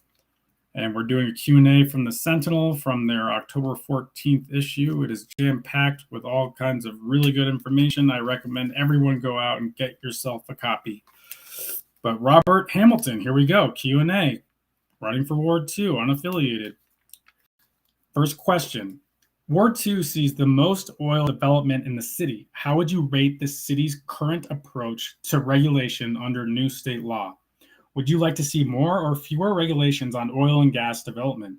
The Oil and Gas Manual, Aurora City Code, Chapter 135, is 137 pages of code and direction. If we cannot address related risks under this current approach, And I must question what we are really trying to accomplish. Aurora has put forth a huge effort to regulate oil development. All right, they put all this in bold, so let's do this over again. So Robert goes on to answer the question about the oil and gas, saying, the Oil and Gas Manual, Aurora City Code, Chapter 135, is 137 pages of code and direction. If we cannot appropriately address related risks under the current approach, then I must question what we are really trying to accomplish. Aurora has put forth a huge effort to regulate oil development. As a general principle, I am for fewer regulations as they interfere with efficiency and create additional costs. However, I wholly recognize their intent in protecting our residents, and I look forward to hearing more from my constituents on their thoughts and feelings on the topic. I have spoken with thousands of Ward 2 residents, and frankly, additional regulation or changes to the city's current approach has not been a hot topic. Next question. Do you support increasing impact fees, which defray the cost of public safety resources and roads and parks for the city's newest residents on home developers? It makes sense that if costs, Robert Hamilton goes on to respond, it makes sense that if costs go up, they get passed along to the consumer. In this case, the consumer would be the home buyer. However, inherently, if you are supporting the increase of impact fees, you are also accepting the increasing prices of new homes and, to a lesser extent, the increasing price at the overall housing market. Affordable housing is already a hot topic in the city. I see impact fees as part of the build development of a home or subdivision. I do not think these costs should be a burden to taxpayers already living in the area. If you are buying a new home, I believe it is reasonable to incur all related costs. If you increase impact fees on home developers, it should be passed along the eventual home buyer.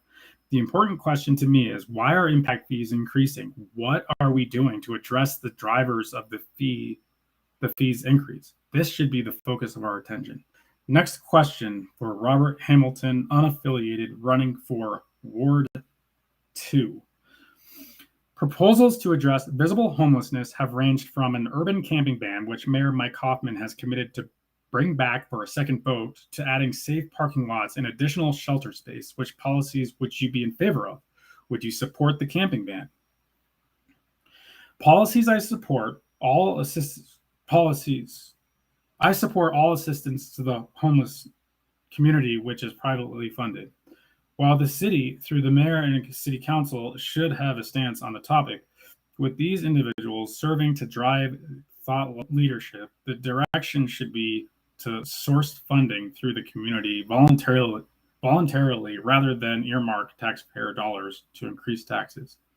I believe more people should help. I do not believe anyone should be forced to help. Volunteering your time or money creates a sense of responsibility that I believe takes us from viewing it as a city issue to a people issue. Too often, I believe people focus on what they deem as an eyesore rather than the fact that we are talking about people that are of our community. Our homeless people should be treated like all other residents. They should have the same personal liberties as all other residents. Mayor Kaufman's camping ban, as written, presented and amended and discussed, I do not support the ban. I have been fortunate to listen to Mayor Kaufman speak on the topic since the City Council rejected the proposal, and I hope the feedback he has received during those events is taken into consideration as he prepares to present the proposal again. Next question to Robert Hamilton, independent, running for Ward 1 or Ward 2. Would you support increasing the minimum wage in Aurora? Why? Robert goes on to answer, no, it's an arbitrary wage floor that less than approximately 2% of residents make. The average Aurora resident makes $19.25 per hour, approximately $7 more per hour than the minimum wage. It's not tied to the concepts of a living wage nor the cost of living. However, many want to use the minimum wage argument as a reaction to increasing living costs rather than addressing the drivers of cost increases. This is compounded by the fact that this arbitrary wage floor artificially increases the true price of goods and services.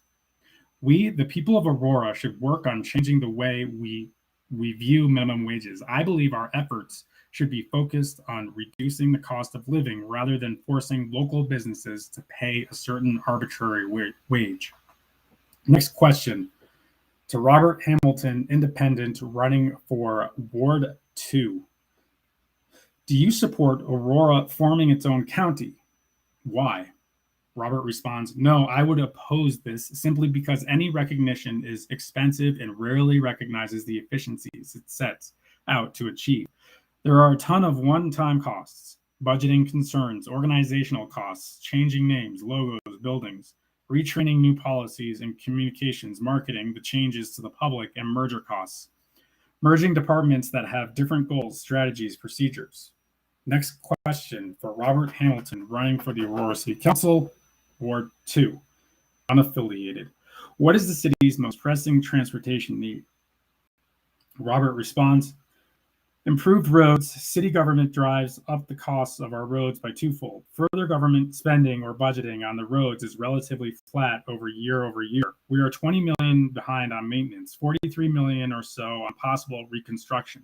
Aurora has an opportunity to cut the cost to residents by moving more road maintenance responsibilities to private companies, removing city government as a middle person, and put more control in the hands of residents to maintain residential roads. Maintenance per mile, if handled privately, can be as low as $3,400. With government intervention, it's approximately $7,500 per mile. Improved public transportation, RTD. Our busing and rail system closely resemble the state of our roads. Fixing the roads inherently improve busing routes. I look forward to being able to work to increase busing routes, as well as expanding our rail system. Next question. Do you think the city does a good job of marketing itself? If not, what can we do better? Is it important? Robert Hamilton responds, I believe the city should be run more like a business. Aurora is a poorly run, poorly managed business. It is the city. If the city is going to market itself, the strategy should be tied to metrics that can easily be tied to results. An example would be if we're going to target economic development in the city to help keep more Aurora residents here for working versus working in Denver, the strategy should include metrics that the public can easily discern and use when selecting its leaders. Job created, job retained, commute time changes, and quality of life changes. Next question. Should Aurora limit or ban giving financial incentives to businesses to lure them to Aurora? Example, where large incentives were offered include the Gaylord and Amazon projects. Critics call these corporate welfare, but proponents say they're a critical part of economic development and creating jobs. Robert Hamilton goes on to respond, unaffiliated, running for Ward 2. This is a multifaceted topic. Financial incentives to businesses to drive down economic development, growth, and brings jobs to the city. It also helps them to survive the first few tumultuous years of a startup or relocation. Number 2, it is corporate welfare, and those that oppose it often are proponents to personal welfare. This seems hypocritical to me. It's the same thing. The city providing financial incentives to a business is, in essence, a redistribution of taxpayer dollars. Rather than a redistribution exercise, just reduce the taxes, fees the businesses would incur to establish itself in Aurora. Number 4, if the city was truly a great place to work and or relocate a business to, it wouldn't need to provide additional incentives. Number 5, I believe Aurora is a great place to work and own a business, regardless of incentives. Next question. Crime rates have increased in Aurora in the past 2 years. What can the city council do to address that problem? How do you think any new proposals related to controlling crime should be funded? Robert Hamilton responds, independent, running in Ward 2. City council is woven into the fabric of change that we have seen across Aurora over the last few years. The 10 members of council not only represent the city, but its problems. City council has great power. Some Ward 2 constituents feel too much power, thus great responsibility.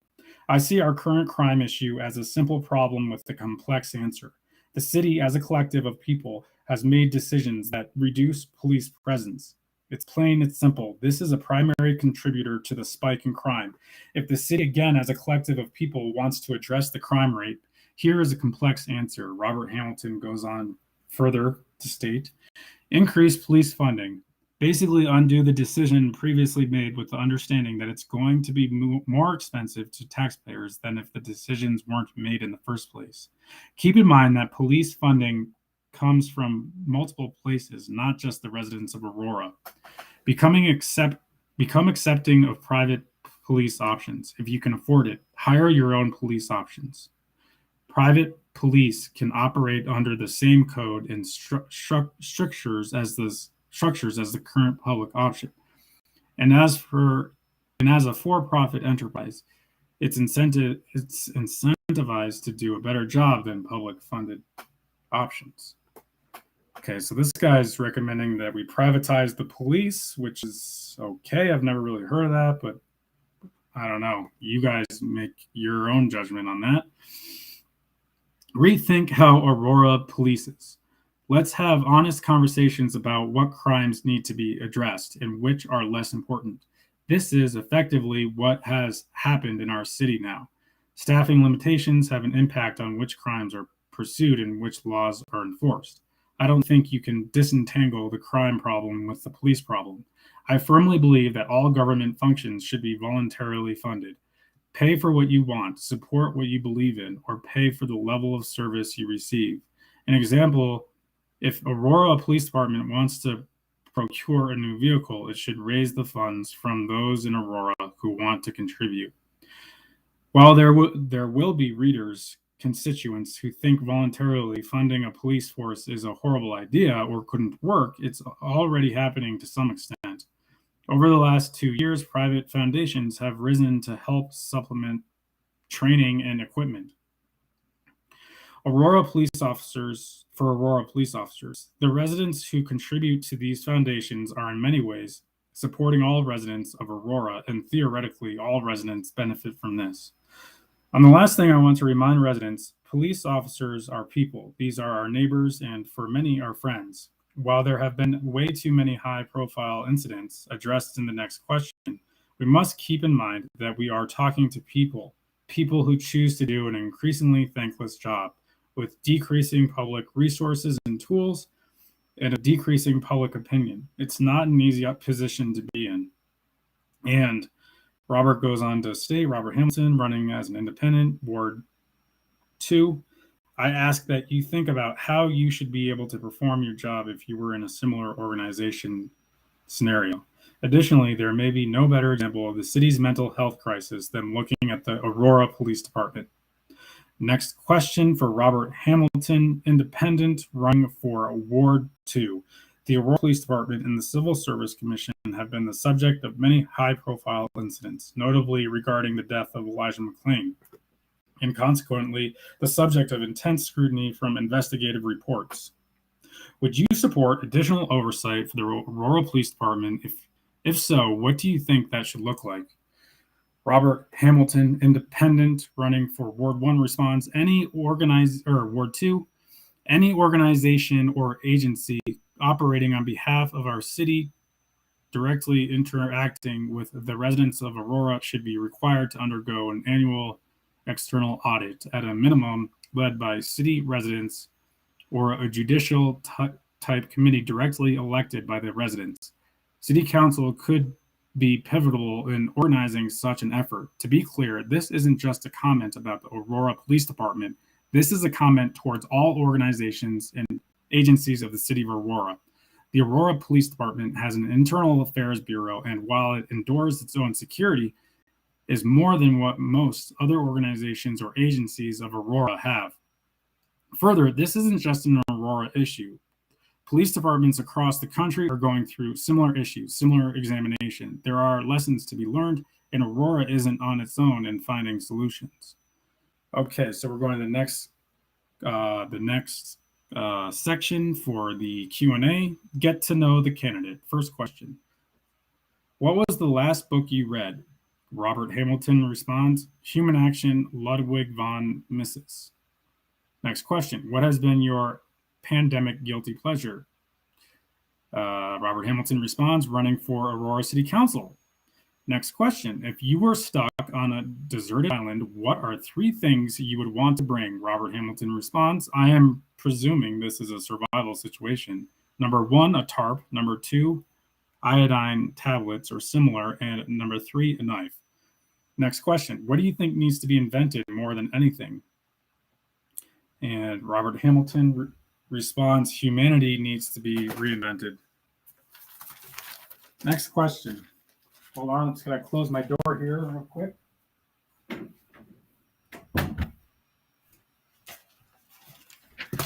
All right, next question. If you were going to staycation in Aurora, what activities would you do? Robert Hamilton responds, read and or catch up on podcasts, depending on how long the staycation is.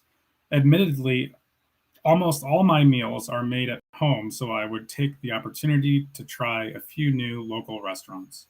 Okay, so we're going on to the next candidate for Ward 2, Aurora City Council, Steve Sumberg. He is a registered Republican. First question. Ward 2 sees the most oil development in the city. How would you rate the city's current approach to regulation under new state law? Would you like to see more or fewer regulations on oil and gas development? Steve Sumberg, Republican, running for Ward 2, responds, the work to ensure the safe extraction of oil and gas in Ward 2 has largely been accomplished with the creation of a robust set of rules within the Oil and Gas Manual by the City of Aurora's Oil and Gas Commission. The Aurora agreements created by the city go beyond the state of Colorado's regulations, which are some of the strictest in the nation, further protecting surface water and groundwater, air quality, odor, noise, visual mitigation, and road maintenance, etc. I do not yet see the need to further expand upon the City of Aurora Oil and Gas Manual. Next question. 2, Steve Sumberg, Republican, running for Ward 2, Aurora City Council election. Do you support increasing impact fees, which defray the cost of public safety resources, roads, and parks for the city's newest residents on home developers? Steve Sumberg replies, from my understanding, the impact fee of $5,000 is a recently added fee to the cost of a new build and was mandated about 3 years ago.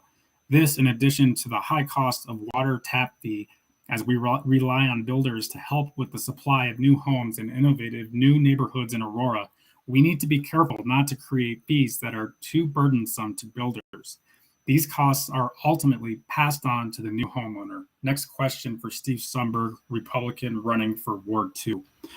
Proposals to address visible homelessness have ranged from an urban camping ban, which Mayor Mike Hoffman has committed to bring back. Let's see here. Sorry, I lost my spot. To bring back for a second vote to adding safe parking lots and additional shelter space. Which policies would you be in favor of? Would you support the camping ban?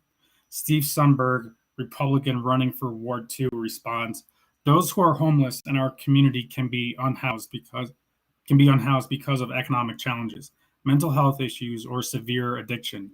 A local expert on homelessness in Aurora, who also provides a myriad of services, estimates that at least 75% of Aurora's homeless population experiences severe addiction.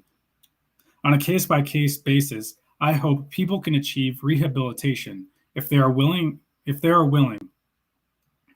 Cities such as Seattle have shown that just throwing money at the problem, coupled with lax regulations, can worsen things.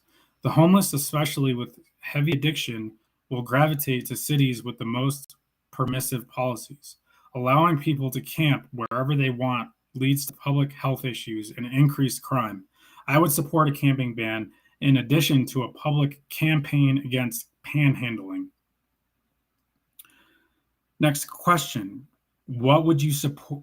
Would you support increasing the minimum wage in Aurora and why? Again, this is Steve Sumberg, running for Ward 2, registered Republican. Government-mandated minimum wages increases can result in negative, unintended consequences. The current struggle for businesses to find employees is driving up wages. A local McDonald's, for example, is advertising for help at $18 an hour. I would not support an Aurora-mandated minimum wage increase. Too high of a mandated minimum would cost service jobs and force full-service restaurants. force full-service restaurants, for example, to change their concept away from full service to quick casual or drastically increase pricing. Next question for Steve Sumberg, Republican, running for Ward 2, Aurora City Council. Election is November 2nd. Do you support Aurora forming its own county, and why? Steve Sumberg goes on to respond, this is a subject I honestly would need to study further and form a firm opinion. After hearing the pros and cons, it would likely be costly to develop new administrative departments and bureaucracies.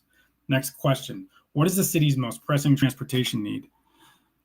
The poor condition of neighborhood roads as the city faces $20 million year accruing shortfall for neighborhood road maintenance. Next question for Steve Sumberg. Do you think the city does a good job of marketing itself? If not, what can be done differently? Is it important? This is important as it brings tourism benefits, the local economy, and generates tax revenue. Entities such as Visit Aurora and the Aurora Chamber are doing a fine job at this. Next question. Should Aurora limit or ban giving financial incentives to businesses in an effort to lure them to Aurora? Examples where large incentives were offered include the Gaylord and Amazon projects. Critics call these corporate welfare, but proponents say they're a critical part of economic development and creating jobs.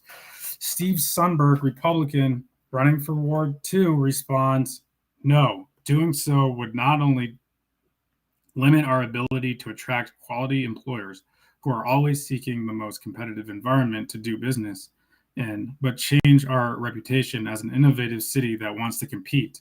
Offering incentives should be a critical part of any city's strategy to have a hospitable environment. One of the most important responsibilities we have as a council is to help provide jobs for our citizens and allow them to work where they live. Any policy against this would be detrimental to Aurora continuing to prosper. Next question for Steve Sumberg, Republican, running for Ward 2, Aurora City Council, Aurora, Colorado. Crime rates have increased in Aurora in the past 2 years. What can the City Council do to address that problem? How do you think any new proposals related to controlling crime should be funded? Steve responds, this aspect of public safety should be top priority. I believe it will start by demonstrating value and appreciation to our police. Police departments have been devalued, demonized, and defunded around the nation. Currently, officers within our agency are highly reluctant to make certain traffic stops or intervene in some matters for fear of being sued as a result of Senate Bill 217. We have lost 100 officers since January 1st, so the department is understaffed and not responding to all types of calls. With less of a police presence, sorry, I lost my spot here. We will need to reverse the attrition rate and bring in more qualified candidates, perhaps hiring and retention bonuses, especially for valued veteran officers to stay longer instead of choosing early retirement. Steve Sumberg goes on to say, we may need to lobby the state legislature to revisit the workings and unintended consequences of Senate Bill 217, which stripped officers of qualified immunity. It's going to come down to a well-trained, well-funded, and well-staffed police agency which continuously builds trust in the community, making their presence known in neighborhoods and in public areas. The critical response team responding to situations requiring a mental health clinician or non-emergency staff helping in appropriate situations can allow officers to concentrate on police work. With the city collecting $40 million more than the projected in its first fiscal year and $64 million provided by the federal government, funding for additional programs should not be difficult. Next question for Steve Sumberg, Republican, running for Ward 2, Aurora City Council. The Aurora Police Department and the Civil Service Commission have been the subject of many high-profile incidents, notably regarding the death of Elijah McClain and consequently the subject of intense scrutiny from investigative reports. Would you support additional oversight of the Aurora Police Department? If so, what do you think that should look like? The goal should be, Steve responds by saying, the goal should be accountability and greater oversight. I would support an independent auditor providing oversight of internal policies, use of force, and practices. This could be a solid step forward in the police department's ongoing effort to build trust in the community. Okay, we're going to the next section now for Steve Sumberg, Republican, running for Ward 2. Next Question, what was the last book you read? And Steve goes on to say, Alexander Hamilton by Don Chernow. Next question, what has been your pandemic guilty pleasure? I worked during the pandemic, but I did watch a bit more Netflix. Next question, if you were stuck on a deserted island, what are 3 things you would want to bring? A dog, or Steve responds, a dog, plenty of good books, and enough wine to build a cellar. Next question, what do you think needs to be invented more than anything? Steve goes on to say, hydrogen fuel cell automobiles. Next question, if you were going to staycation in Aurora, what activities would you do? Steve Sumberg, Republican, running for Aurora City Council Ward 2, responds, staying in Airbnb or the Gaylord. I'd likely fish at the Aurora Reservoir, take some golf trips, and enjoy some local brew pubs and eateries. Okay, so we're done with Ward 2. Now we're going on to Ward 3. We're going to start with, let's do a little bit of a transition here. So we're talking about the Aurora City Council election coming up. We are reading the Aurora Sentinel October 14th edition Q&A for the candidates running for the Aurora City Council. Aurora City Council is November 2nd. There's no excuse for you not to vote. It's easier to vote in Colorado than any other state in the country. We are the gold standard for the country. Just go to govotecolorado.com to check your registration status. You can vote via Dropbox. You can vote via mail-in. You can vote in person. And you can get all the information you need at govotecolorado.com. It's an extension of the Secretary of State's office, State of Colorado. And also, you can go to auroraideas.org to find many of the city council candidate forums, debates, and also some interviews of the candidates. All right, so here we go. Ward 3. Keep your socks on, buckle up, wear your mask, and enjoy the ride. Ward 3, Ruben Medina, Democrat, running for Aurora City Council 2021 election, November 2nd. First question. This summer, the Aurora City Council unanimously approved a resolution saying the city would welcome Afghan refugees for resettlement, but some members worried about the availability of housing. Are there any policies that you believe could make Aurora a better home for immigrants and refugees? Ruben Medina, Democrat, running for Ward 3, responds, I'm currently working with an organization called the Welcome Center, which works specifically with immigrant and refugee populations. We are looking into resources to assist them as they transition to our city. As far as housing, it is not only an issue for the incoming refugees, it is a constant problem for our city. I would like to research what ways we can look at changing zoning practices to allow more opportunities for tiny homes, container homes, manufactured housing, and other options to be built in Aurora. I support the Welcome Act as well. Next question for Ruben Medina, Democrat, Ward 3. Aurora lacks a major entertainment or tourism venue that attracts residents of other metroplex communities. Would you like to see one developed in the city? Ruben Medina responds, yes, part of my campaign is around this very issue. I know the city likes to talk about the Gaylord, but I can attest that it is too far away for most residents of Aurora. I say it is out of sight, therefore is out of mind. We need to create an entertainment venue like Fiddler's Green, an indoor arena that can hold about 10 to 12,000 people. So that we become a destination instead of a pass-through. This will build more commerce jobs and keep our money in our city because we currently spend it outside of Aurora. This venue would let us bring more small businesses here and assist the current hotels, restaurants, and other businesses we already have. Having other cities' money in our economy would be a boon for us. It is in the master plan for Ward 3. So let's seriously look at doing this now. We always talk about money, but we can build it with a public-private partnership and use the resources of the community as others to help foot the bill. As I often say, pay now or pay later. Either way, it's going to cost you. I would rather reap the benefits now or as soon as possible. Next question for Ruben Medina, running for Ward 3 Democrat. Proposals to address visible homelessness have ranged from an urban camping ban, which Mayor Mike Hoffman has committed to bring back for a second vote, to adding safe parking lots and additional shelter space. Which policies would you be in favor of? Would you support the camping ban? Ruben Medina responds, first and foremost, we must stop criminalizing people because they do not have a place to call home. No, I would not support the camping ban. Why do we look at the unhoused and assume it is some sort of game? Do you think that small children are telling their parents that living on the street is what they want to do with their lives? No one thinks that way. No one thinks that way. When people lose their social capital, they lose all connections to the world they once knew. Even offers to help are difficult to trust. That is why we must reconnect them in a way that is both beneficial for them and the greater community. Have we not seen what Denver has done with this? Criminalization clearly does not solve the problem. Next question. Instead of wasting resources on political sanitation, police, sanitation, etc., to move and displace people, let's use this money to add. Okay, so this is another part of his answer for the homelessness is, instead of wasting city resources on police, sanitation, etc., to move and displace people, let's use this money to add more opportunities to get more help for these community members. We need more programs like PATH, Comitis, Bridge House. We need to tackle this from many angles.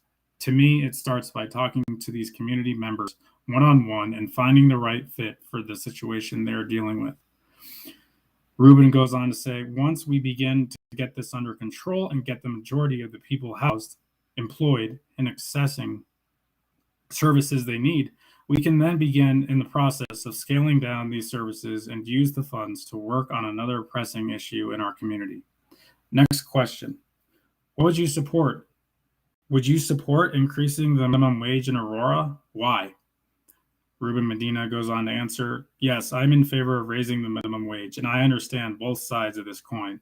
Business must show they care not only about their businesses, but about the people they hire. It is a reflection of the owner. Caring enough to help people make a livable wage is one way to assist people. It creates loyalty, increasing retention rates, etc. Business owners must invest now so they can continue to reap the rewards going forward. Trust me when I say employees go home to their communities, and they all talk about their jobs to the circle of friends they have. So they could be saying really good things or bad things, which in turn can make or break businesses. How you treat and compensate employees will internally and externally sabotage your business. I want to work with businesses to see livable wages as a necessary and PR-friendly budget move. Next question. Do you support Aurora forming its own county, and why? Ruben Medina, Ward 2, Democrat, responds, I would like to see that. I am in favor for many reasons. Some of those are more opportunities for resources, money, and agencies that are located in the city, instead of making people go all over the city for county programs. The city and county can work more in alignment to better utilize resources for maintenance, roads, recreation, etc. Next question. What is the city's most pressing transportation need? Ruben Medina responds, I feel we need to tackle the light rail affordability. How can we start creating more communities that are walkable so residents don't need to drive everywhere to get the services and goods we need? And how do we continue to transfer over to more renewable options beginning with the city? Next question for the Ruben Medina, Democrat running for Ward 3. Do you think the city does a good job of marketing itself? If not, what can be done differently? Is it important? I think the city promotes the agenda it wants to convey. I feel for the majority of residents, it does not promote the image or things I want to see. It does not do a good job separating itself from Denver. We need to create our own identity. We need to capitalize on the diversity of the city. For example, Global Fest used to be a weekend function of Bicentennial Park that attracted people from all over. It was 3 days long. Why do we condense it to one day? I get asked that all the time. This is one opportunity to showcase the many aspects of our diverse communities. Plus, we could promote a cultural event every month around a theme that brings the community together to celebrate the richness and small business of our diverse communities so that people all over our city can see we care and support all communities. Next question. Ruben Medina, Ward 3, Democrat. Should Aurora limit or ban giving financial incentives to businesses in an effort to lure them to Aurora? Examples where large incentives were offered include the Gaylord and Amazon projects. Critics call these corporate welfare, but proponents say they're a critical part of economic development and creating jobs. Ruben Medina goes on to respond, Democrat Ward 3. I agree that we need business opportunities. I feel that before we make such large incentives, we should vet these large corporations and ask them the following. What is their investment in our community? What concessions are they willing to make in our communities to make them stronger? What programs will they support now to better our communities? When they can answer those questions and provide opportunities, resources, and money of their own, then we begin to negotiate at the table, and that table should be public and transparent. They should be helping to support small business owners with training, support, connections, and funds, especially when it comes to those who are most affected by our housing crisis, communities of color, LGBTQ+, people, and those with disabilities. Next question for Ruben Medina, Democrat, Ward 3, Aurora City Council election. Crime rates have increased in Aurora in the past 2 years. What can the City Council do to address that problem? How do you think any new proposals related to controlling crime should be funded? Ruben Medina answers, we need to take a serious look at why things are happening. We had a pandemic which threw a lot of people off, isolating people. Many people lost their jobs, and essential people had to continue to work more hours without more opportunities to make more money during these trying times. This exacerbated income inequalities and labor shortages that had already been growing for several years.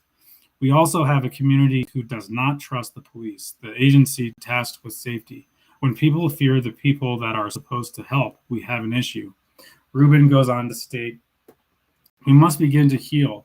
We can only do this when we truly acknowledge our wrongdoings.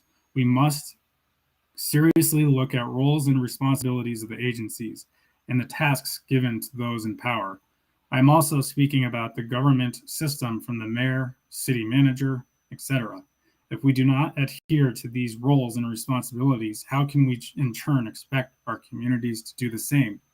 Democrat Ruben Medina keeps going by saying, we cannot expect change to totally come just from the grassroots level. It has to be from both sides. As we begin this new chapter in Aurora's history, we must make every effort to change the systems that got us here.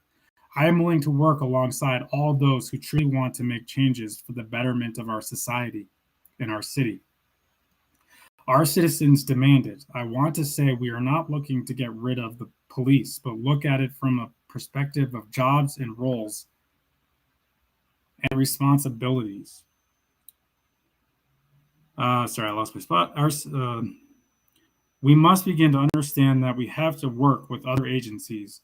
We have the people and resources to better assist in some instances with regards to community.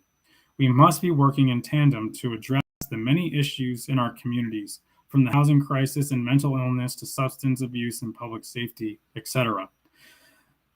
Let us use the great swath of our resources to tackle these issues and apply the best strategies to ensure we come out with the best outcome for all involved, that we help those in need and get them the care they need, that we deter those who wish to do harm to others or their property, that we all can go home safe to our loved ones, that we begin to build a sense of community where we can all feel safe in our communities, because we are building a community where we all care and share our gifts and talents with one another, that we all are part of the solution in keeping our community safe, and people, no matter their situation, can feel welcome.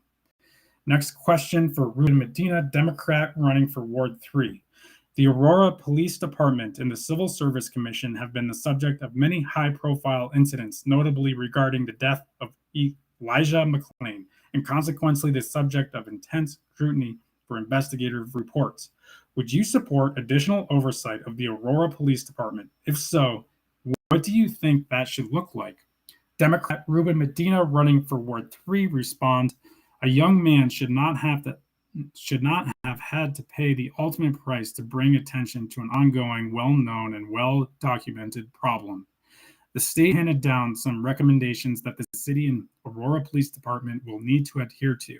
I think we need to know more. I want to know more about why the Civil Service Commission does not allow the chief of police to weigh in on every and all recruits. If we are passing on those who are not fit or coming from other areas, departments with baggage, why do we allow this? Passing the problem on does not solve the individual's issues.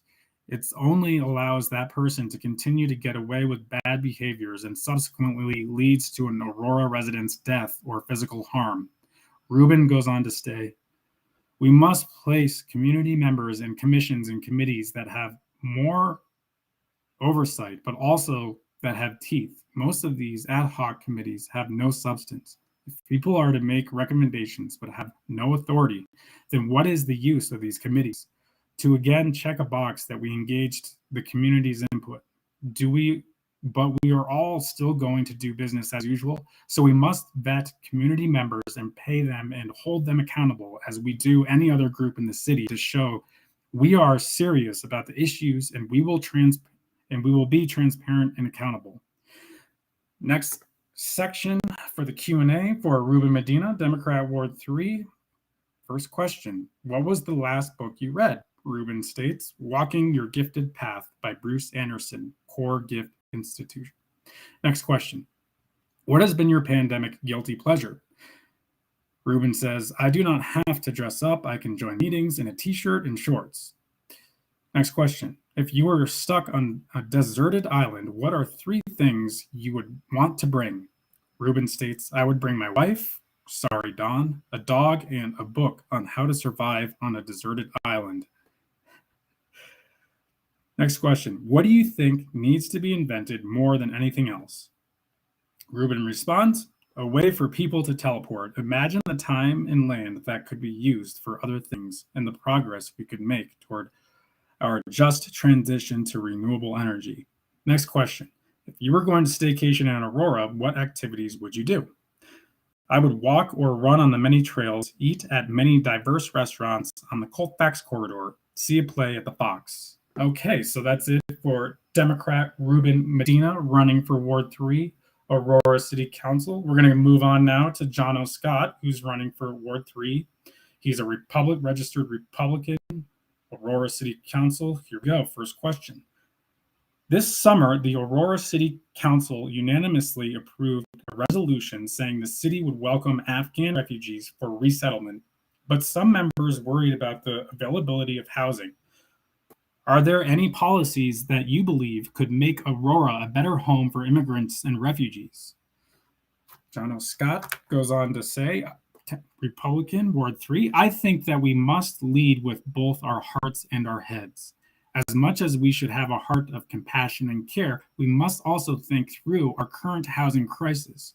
Basic economics tells us that if we have 10,000 people moving into Aurora, yet we only have 1,000 housing units available, then 9,000 people will not be able to attain affordable housing, which also impacts homelessness.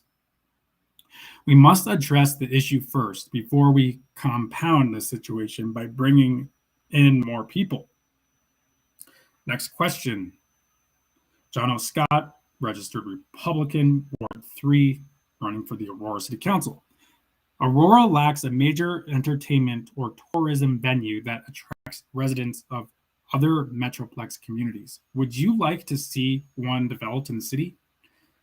John O. responds, one of the subcommittees on which I have participated on CABC was the Events and Venues Subcommittee. We explored and presented a 4-phase plan which would bring additional revenues and entertainment to our great city.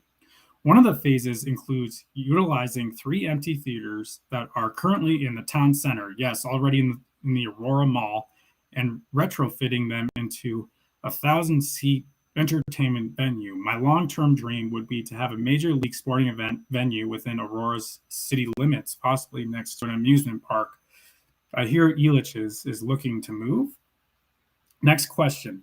Proposals to address visible homelessness have ranged from an urban camping ban, which Mayor Mike Kaufman has committed to bringing back for a second vote, to adding safe parking lots and additional shelter space. Which policies would you be in favor of? Would you support the camping ban? John O. Scott, Republican, Ward 3, goes on to respond, I would support the camping ban. As I have knocked on thousands of doors in Ward 3, the two most common themes that I hear is the passionate concern for one, rising crime, for two, homelessness, I have heard over and over again that our city is turning to trash. On the flip side, we also have responsibility to become compassionate and help those most vulnerable in our community. To facilitate this, I am a big fan of empowering nonprofit organizations like Aurora Housing Authority, Bridge House, Second Chance, and programs like PATH, among others. Next question. Would you support increasing the minimum wage in Aurora? Why? John O. Scott, Republican, Ward 3, response. Although I believe that a minimum wage is necessary, I would not support increasing the minimum wage at this time. I believe that it would kill entry-level jobs, create an undue burden on small businesses compared to large corporations who could handle it better, and eventually kill all developing small businesses, especially minority-owned businesses. I just passed a McDonald's that had a sign saying it's hiring for $18 an hour. My 14-year-old daughter would love to have that entry-level job in 2 years. With more regulation, those jobs will eventually move to automation and kiosks, thereby killing entry-level jobs. Next question for John O. Scott. Do you support Aurora forming its own county and why? This would likely be a very expensive endeavor with foundationally significant changes to Aurora. At this point, I would be neither for nor against this. We would need to do an in-depth study of the benefits and potential detriments before proceeding. Next question for John O. Scott, Ward 3, Republican. What is the city's most pressing transportation need? John O. goes on to respond, we must address our roads, bridges, and aging infrastructure. We are about a $20 million deficit to our roads and infrastructure budget each year. We cannot simply keep kicking the can down the road. Pretty soon, it will get stuck in a pothole. As vice chair of the CABC Budget Committee, we studied this very issue and presented to City Council for specific recommendations in which this shortfall can not only be funded, but additional revenue can be gained without adding any taxes or burdens to the residents. Next question. Do you think the city does a good job of marketing itself? If not, what can be done differently, and is it important? Visit Aurora Ideas does a great job marketing the city with the resources which it is given by the city. We have some great things about Aurora, specifically our parks and recreation, but ultimately we need to have more venues and attractions for people to come and enjoy. Next question for John O. Scott, Republican, running for Ward 3. Should Aurora limit or ban giving financial incentives to businesses in an effort to lure them to Aurora? Incentives were offered include the Gaylord and Amazon projects. Critics call these corporate welfare, but proponents say they're a critical part of economic development and creating jobs. John O. Scott goes on to say, ultimately, we need anchor centers within Aurora. These places provide many jobs and residents and attract support auxiliary retail and venues within the city. I would also add Anschutz Medical Campus as an appendix to this list as well. A common misconception is that the city spends money from its budget to lure these companies to the city. In reality, the city simply withholds collection of taxes for a set period of time before these agreements. The reality is that without these incentives, these companies would simply choose another city or setting to invest their resources. Next question for John Scott, Republican running for Ward 3. Crime rates have increased in Aurora in the past 2 years. What can the city council do to address that problem? How do you think any proposals related to the controlling crime should be funded? We must enforce the law. In talking with residents, thousands of them, there is increased frustration that criminals are coddled in that both residents and victims are being punished. One police officer relayed me a story of catching a criminal in the act of aggravated auto theft. As they had him in handcuffs, he looked up and told them that they might as well take off the handcuffs because they both knew he would be released. The sad thing is that the criminal was right. There is no excuse for this. We must stop coddling the criminals and placing their burden on law-abiding residents. Council can address this by bringing dignity and support to our law enforcement and funding them adequately. Also, the Critical Response Team, CRT, and Aurora Mobile Response Teams, AMRT, should be considered and potentially expanded. Next question. The Aurora Police Department and the Civil Service Commission have been the subject of many high-profile incidents, notably regarding the death of Elijah McClain, and consequently the subject of intense scrutiny from investigative reports. Would you support additional oversight of the Aurora Police Department? If so, what do you think that should look like? Republican Ward 3 John O. Scott responds, what happened to Elijah McClain was tragic. We all wish that he was still alive. My heart goes out to his mom and family. I can't imagine the pain that they have gone through over these last 2.5 years. Many changes have been implemented since that time. Being a police officer is incredibly difficult.